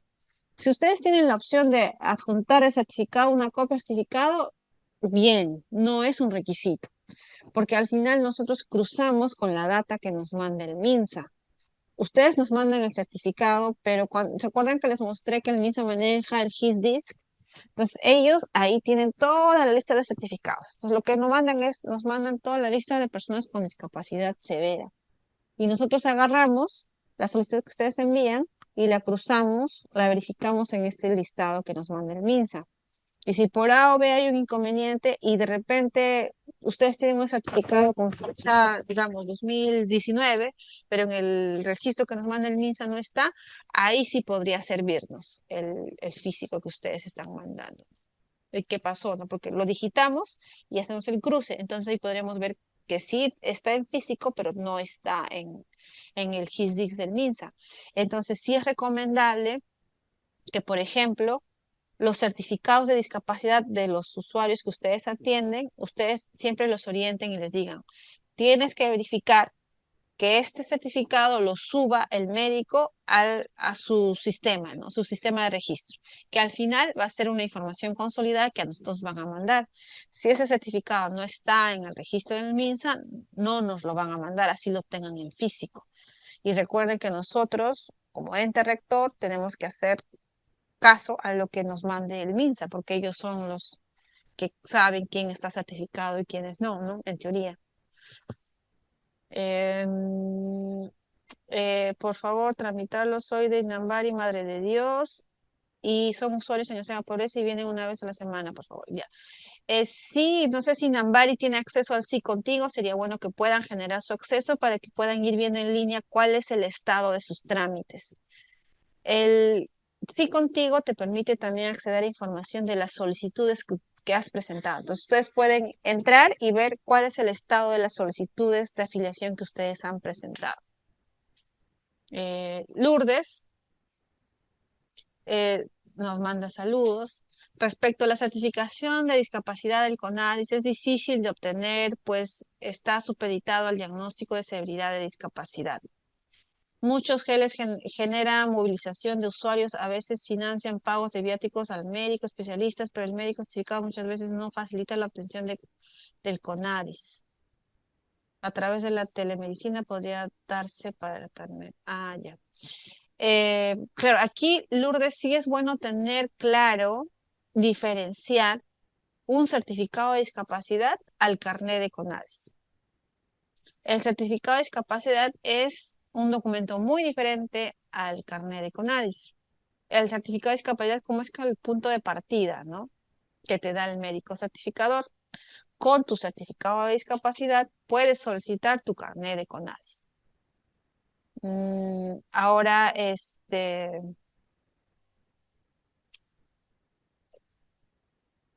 claro, antes de hacer, bueno, por la experiencia que nosotros hemos tenido en estas brigadas que hemos organizado en algunas regiones, les comento que, por ejemplo, antes de organizar una brigada, nosotros nos reunimos principalmente con el representante de la direza, con el gobierno local, nos reunimos y el CONADIS, ¿no? Como ente rector, para que nos dé el apoyo y asistencia técnica, para que el representante de la direza me diga cuántos médicos certificadores tiene y cuál es su disposición de apoyarme a certificar a tantas personas. Por ejemplo, un gobierno local me puede decir, "Oye, yo tengo 50 personas para discapacidad, las voy a traer todas mañana." Pero el médico certificador me va a decir, no, yo no puedo. El de la dirección me va a decir, solo tengo libres un médico y el médico solo va a certificar 8 personas por día, no más. ¿No? Entonces, sí es bueno que antes de movilizar a la gente, como dice Lourdes, podamos hacer todas estas previas. No, les comento por la experiencia que nosotros hemos tenido y que de alguna forma nos ha resultado, ¿no?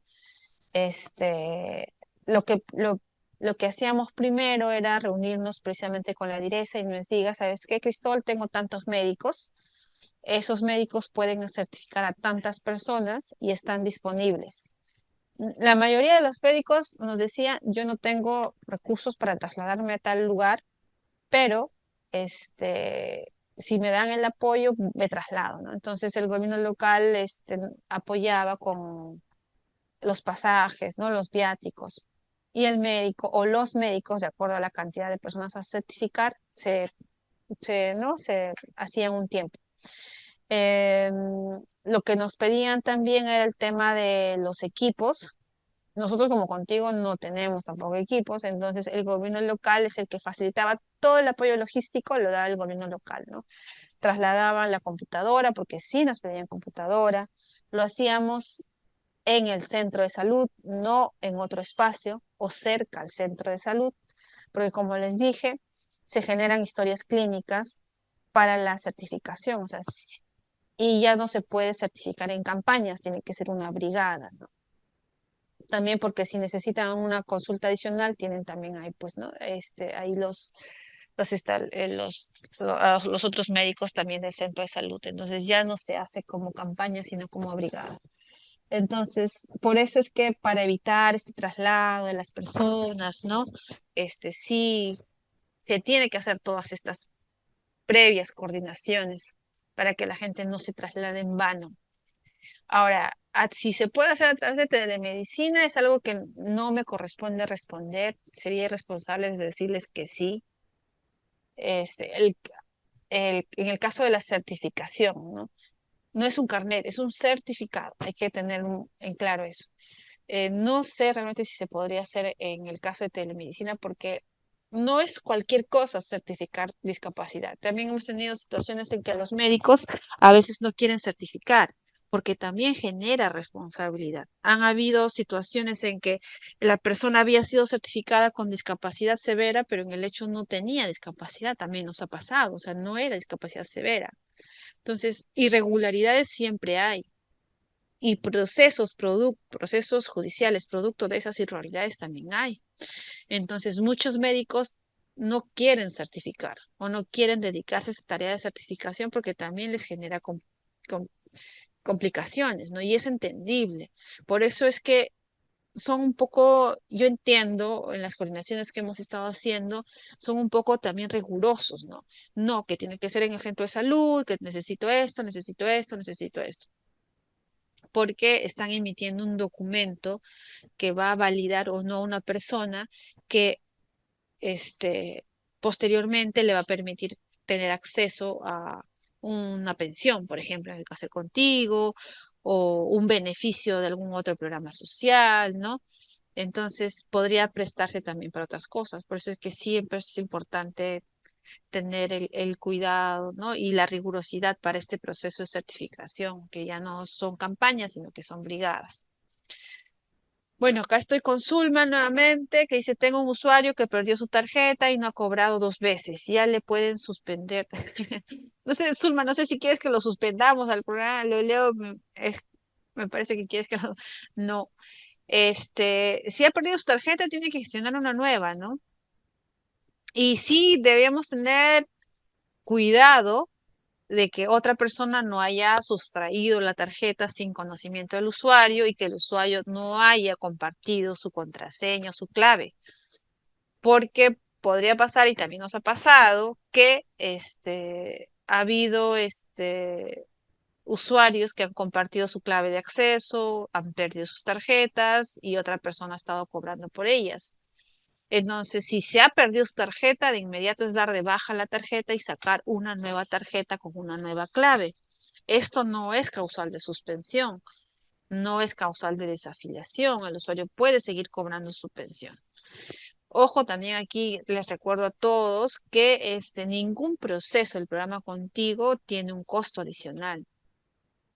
Todos los procesos que hace el programa Contigo con nuestros usuarios son gratuitos y esperamos que también el gobierno local también lo haga en ese sentido. Nada se cobra en el caso del programa Contigo, ¿no? Todos los procedimientos, proceso de autorización, todos los trámites que ustedes hacen con nosotros son gratuitos. ¿Por qué reitero esto? Porque hemos tenido el caso de dos gobiernos locales, uno en Huánuco y uno en Ancash, que resultó que la MAPET les estaba cobrando por los procedimientos que hacía en el caso del programa Contigo, y una MAPET estaba cobrando la pensión por el usuario, no aprovechándose del desconocimiento del usuario, de la desinformación del usuario. Entonces, sí, ustedes que son gerentes de desarrollo social, sí les pediría que podamos tener bastante cuidado, porque es un tema, ¿no?, de dinero, y que siempre hay que estar este, con los ojos bien abiertos, ¿no?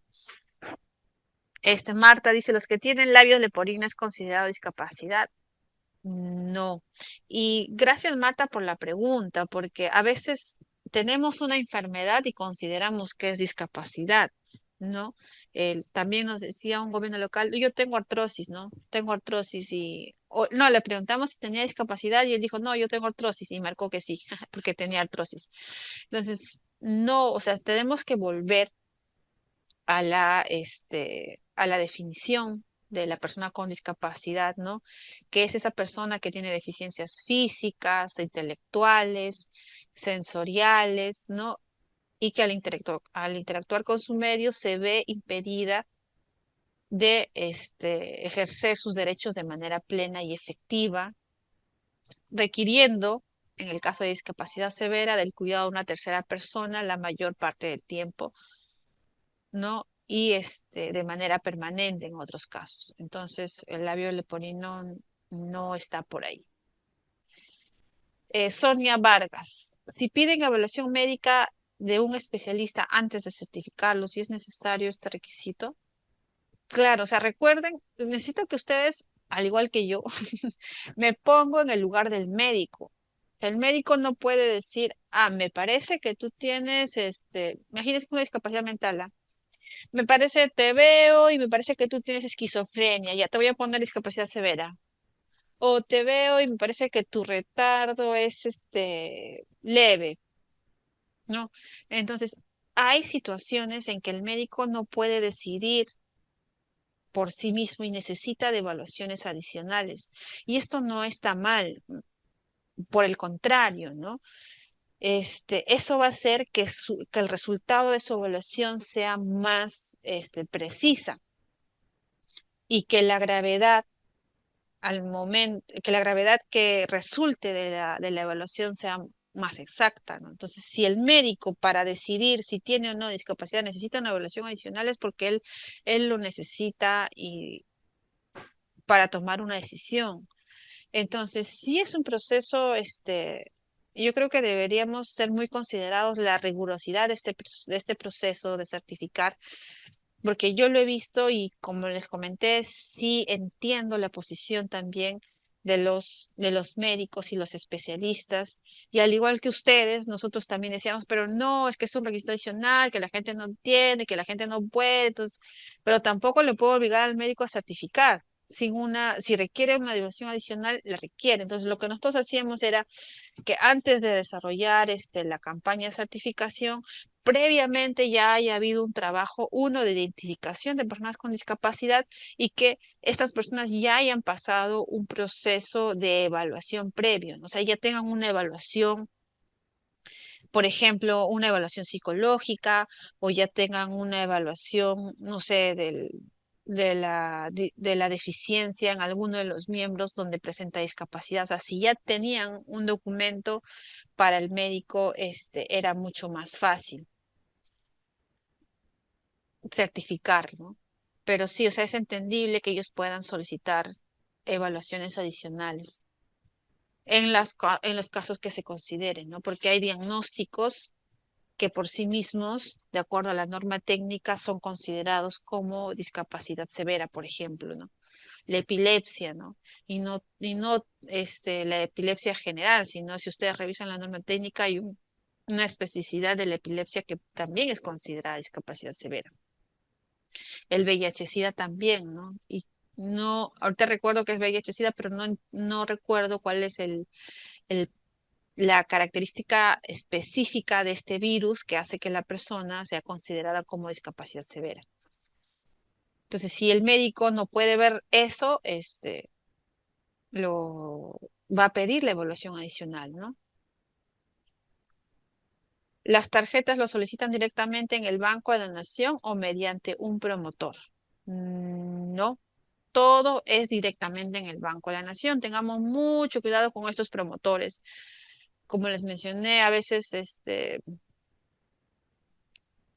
como que se tergiversa un poco este trabajo de los promotores y a veces se aprovechan del proceso, ¿no? Pero de preferencia es que el usuario lo haga directamente en el banco, ¿no?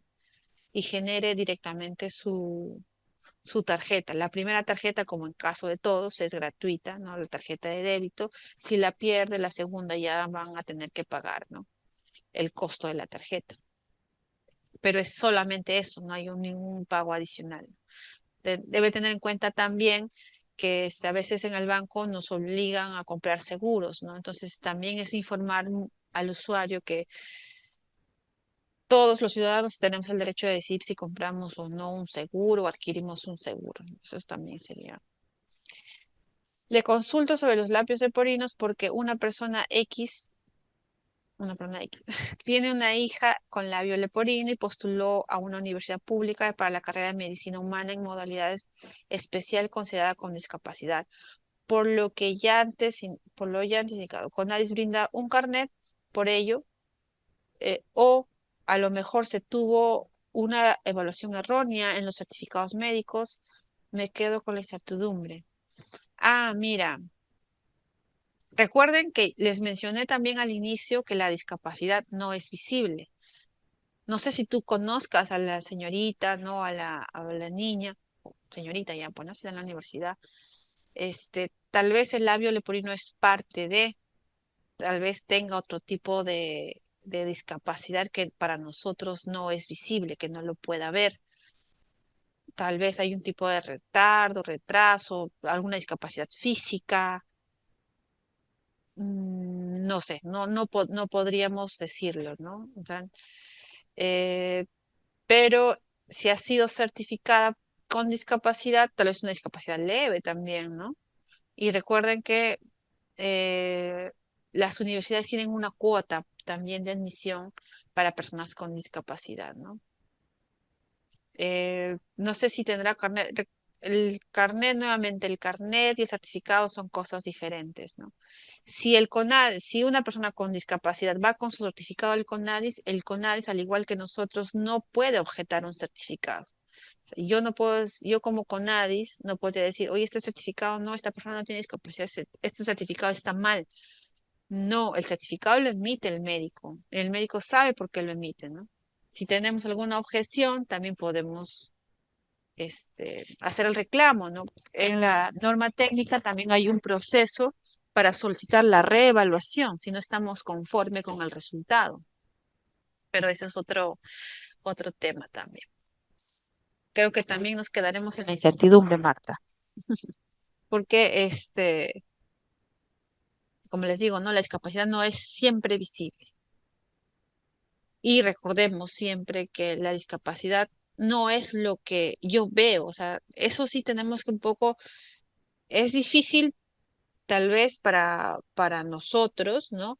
Que nosotros solo centremos la discapacidad en la persona, sino que recuerden que el médico, cuando certifica discapacidad, también hace esta relación entre la condición de salud de la persona y este, y la situación de la sociedad. ¿Cuántas barreras tiene que afrontar una persona con un determinado diagnóstico en un determinado contexto? Por ejemplo, este, una persona con discapacidad visual en, en Coronel Portillo, digamos, ¿no?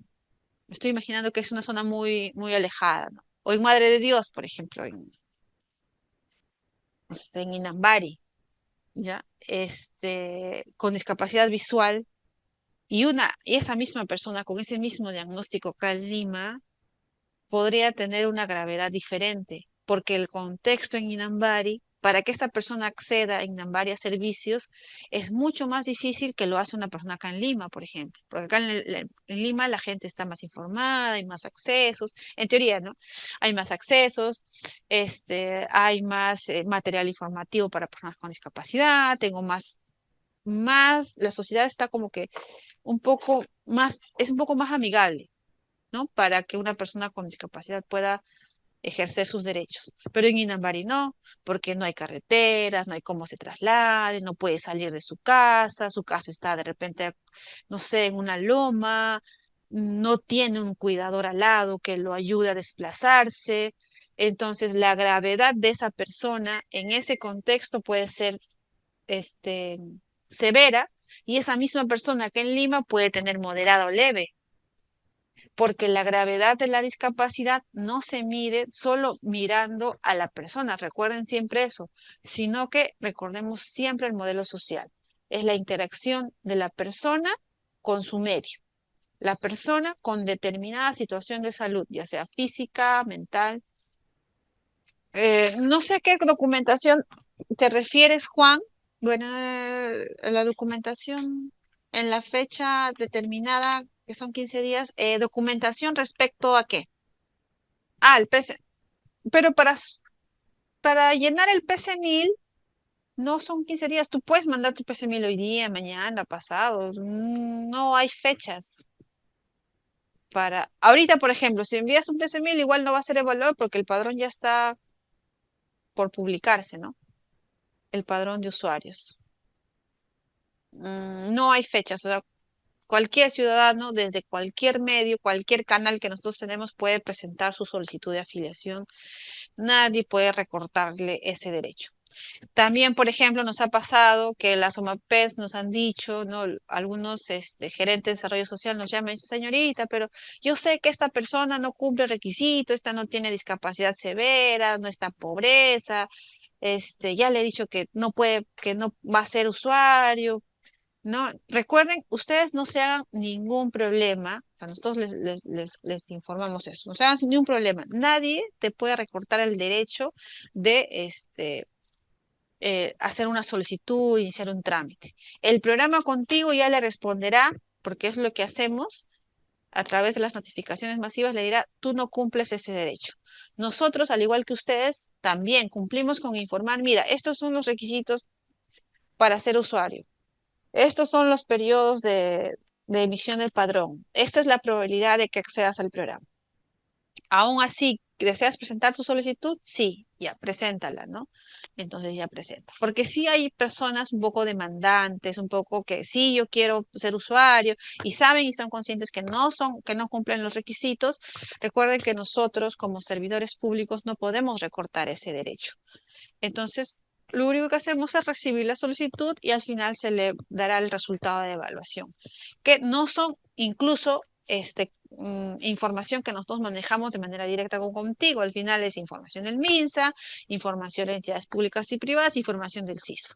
Entonces, si esas entidades me dicen que no cumple con los requisitos, nosotros no podemos hacer nada y menos ustedes, ¿no? Que trasladan también información. Gracias, Sonia, también a ti por tu participación. Claro, lleno la ficha en el sistema, pero después del documento escaneado y tengo que subir. Claro, lo subes, de preferencia trata de que sea en el mismo momento, ¿no? Porque no sé realmente ahorita, si puedes iniciar el proceso en el sí contigo y después subirlo de 15 días, como que va a generar un poco de desfase, ¿no? Entonces, lo que yo les sugiero es que por lo menos si ustedes tienen en las visitas que hacen, pueden recoger el PC 1000 físico y llenar el PC 1000 en el sí contigo y cargar el físico que ustedes tengan ya firmado por el usuario, ¿no? Con los mismos datos que están en el virtual, ¿no? O sea, no habría ningún problema. A ver, Marta, son muchas preguntas, Marta. Creo que ya no vamos a responder. No sé si Daisy está por ahí, creo que ahora vamos a acabar con las preguntas. Ya, ¿cuál es el proceso de afiliación? Sí, estimada Cristol, Ya, tú decides tu tiempo, no te preocupes. ya vamos a responder a Marta. Marta, el proceso de afiliación realmente es sencillo. Como les dije, ustedes tienen que mandar el PC1000. Lo que hacemos nosotros acá es verificar que que esta persona cumpla con los tres requisitos que les he mencionado. Si la persona cumple con los tres requisitos, entra a una cola de espera. Como les mencioné, nosotros ahorita tenemos un presupuesto solo para atender a nuestros 142.000 usuarios a los que atendemos de manera permanente. Cada 2 meses le depositamos 300 soles. Ahora, ¿por qué siempre les decimos que presenten sus solicitudes de afiliación? ¿Por qué? Porque eso a nosotros nos da como que el margen necesario, nos ayuda a generar una bolsa, que nosotros llamamos la cola de espera, para que nuestra dirección ejecutiva, en coordinación con el MIDI sede central, puedan gestionar el incremento de cobertura. ¿Cómo solicitas incremento de cobertura si dices, oye, no sé, ya pues quiero más usuarios, ya, ¿y cuántos tienes en espera? Tengo 10, no, pues, ¿no? Entonces, sí deberíamos, por eso es que siempre estamos promoviendo certificación, que manden ustedes su PC1000 para que esta bolsa que nosotros tenemos de usuarios potenciales sea la mayor cantidad posible para que podamos ir a tocar la puerta y decir, mira, tengo tanta gente en espera, este, necesito que se incremente la cantidad de usuarios que yo pueda atender, ¿no? Y es así que año a año hemos estado incrementando. Ustedes, los que ya conocen el caso de la intervención del programa Contigo, pueden ver que usualmente a fin de año, es decir, los últimos meses de año, en los últimos padrones, es que se da el incremento, porque eso es producto de las gestiones que se realiza como programa Contigo y que resultan precisamente este incremento, ¿no? El año pasado se hemos incrementado en 36.000 usuarios. Es por eso que siempre, siempre les vamos a pedir a ustedes y a las personas que deseen que remitan sus solicitudes de afiliación para que eso nos permita a nosotros sustentar la necesidad. Como ustedes han podido ver, el número de personas de discapacidad a nivel nacional es mucho mayor del que nosotros tenemos, ¿no? 1,5 millones según la encuesta del 2012. Y mira, nosotros, de esos 1,5 millones, ¿cuántas serán personas con discapacidad severa? No lo sabemos. ¿Cuántos atiende el programa Contigo? 142.000. ¿No? Entonces sí hay, queda mucho, mucho por hacer.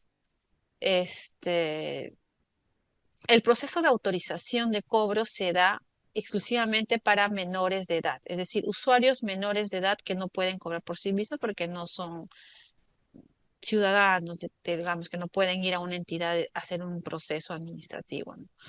Por eso es que todos los menores de edad hacen una autorización de cobro. ¿Cómo se hace esta autorización de cobro? Con el mismo PC1000. El mismo PC1000 que ustedes llenan tiene una opción arribita que dice afiliación, autorización, reincorporación. Entonces ustedes mandan ese mismo PC1000 lleno con todos los datos y le hacen clic o marcan en autorización. Lo envían, es un proceso gratuito, llega acá, se evalúa a quién se le da la autorización de cobro en el caso de los menores de edad, al padre, la madre o el apoderado, y en el caso de los mayores de edad, a la persona que vive y está al cuidado de la persona mayor de edad con discapacidad, que es usuario del programa, ¿no? Que vive con el usuario y se encarga de su cuidado. Tiene que vivir en el hogar para que le puedan dar la autorización.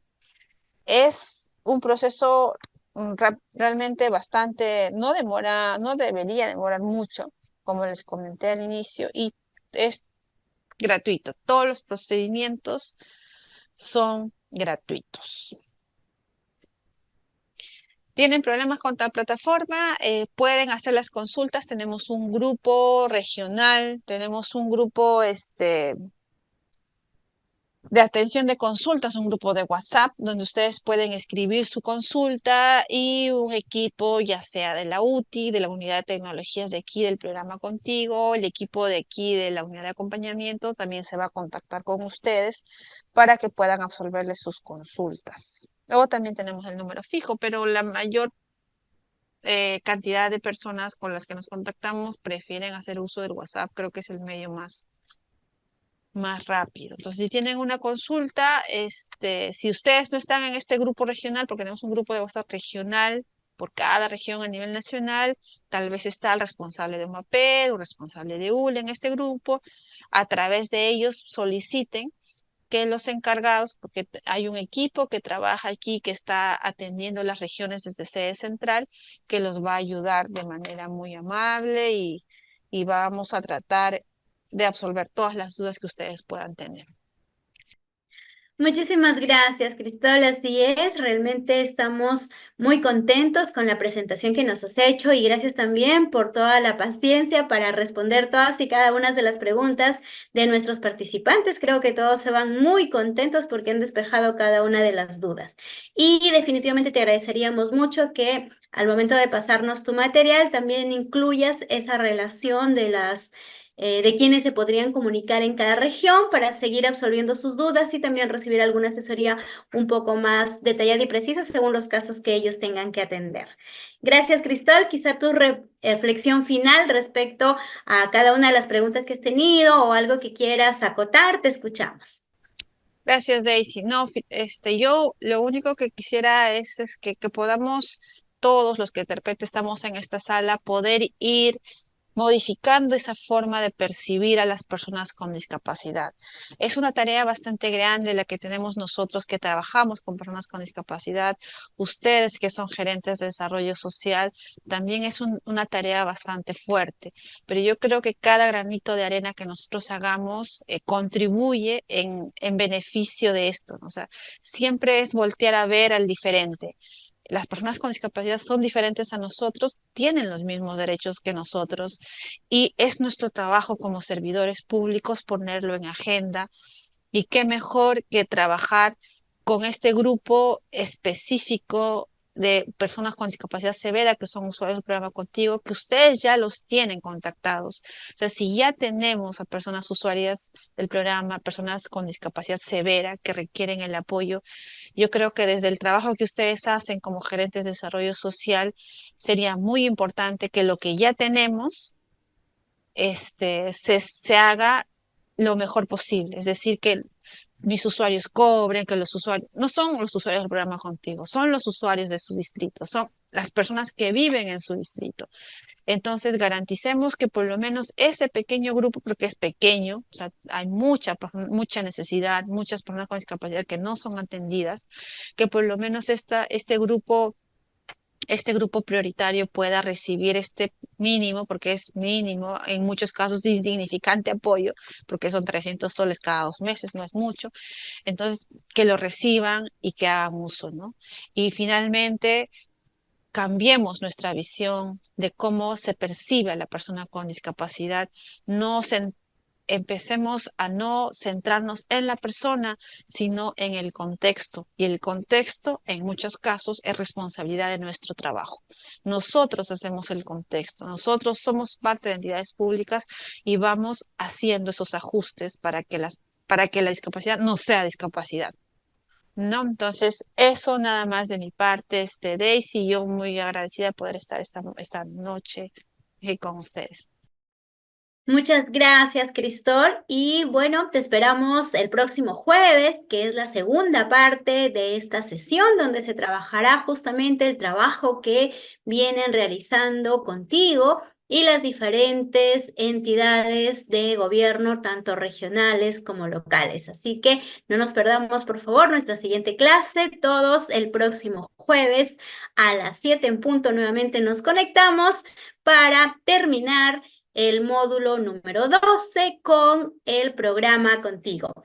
Que tengan todas ustedes muy buenas noches. Nos reencontramos el jueves. Gracias. Ministerio de Desarrollo e Inclusión Social. Ponle punche y ganamos todos Perú. Gobierno del Perú.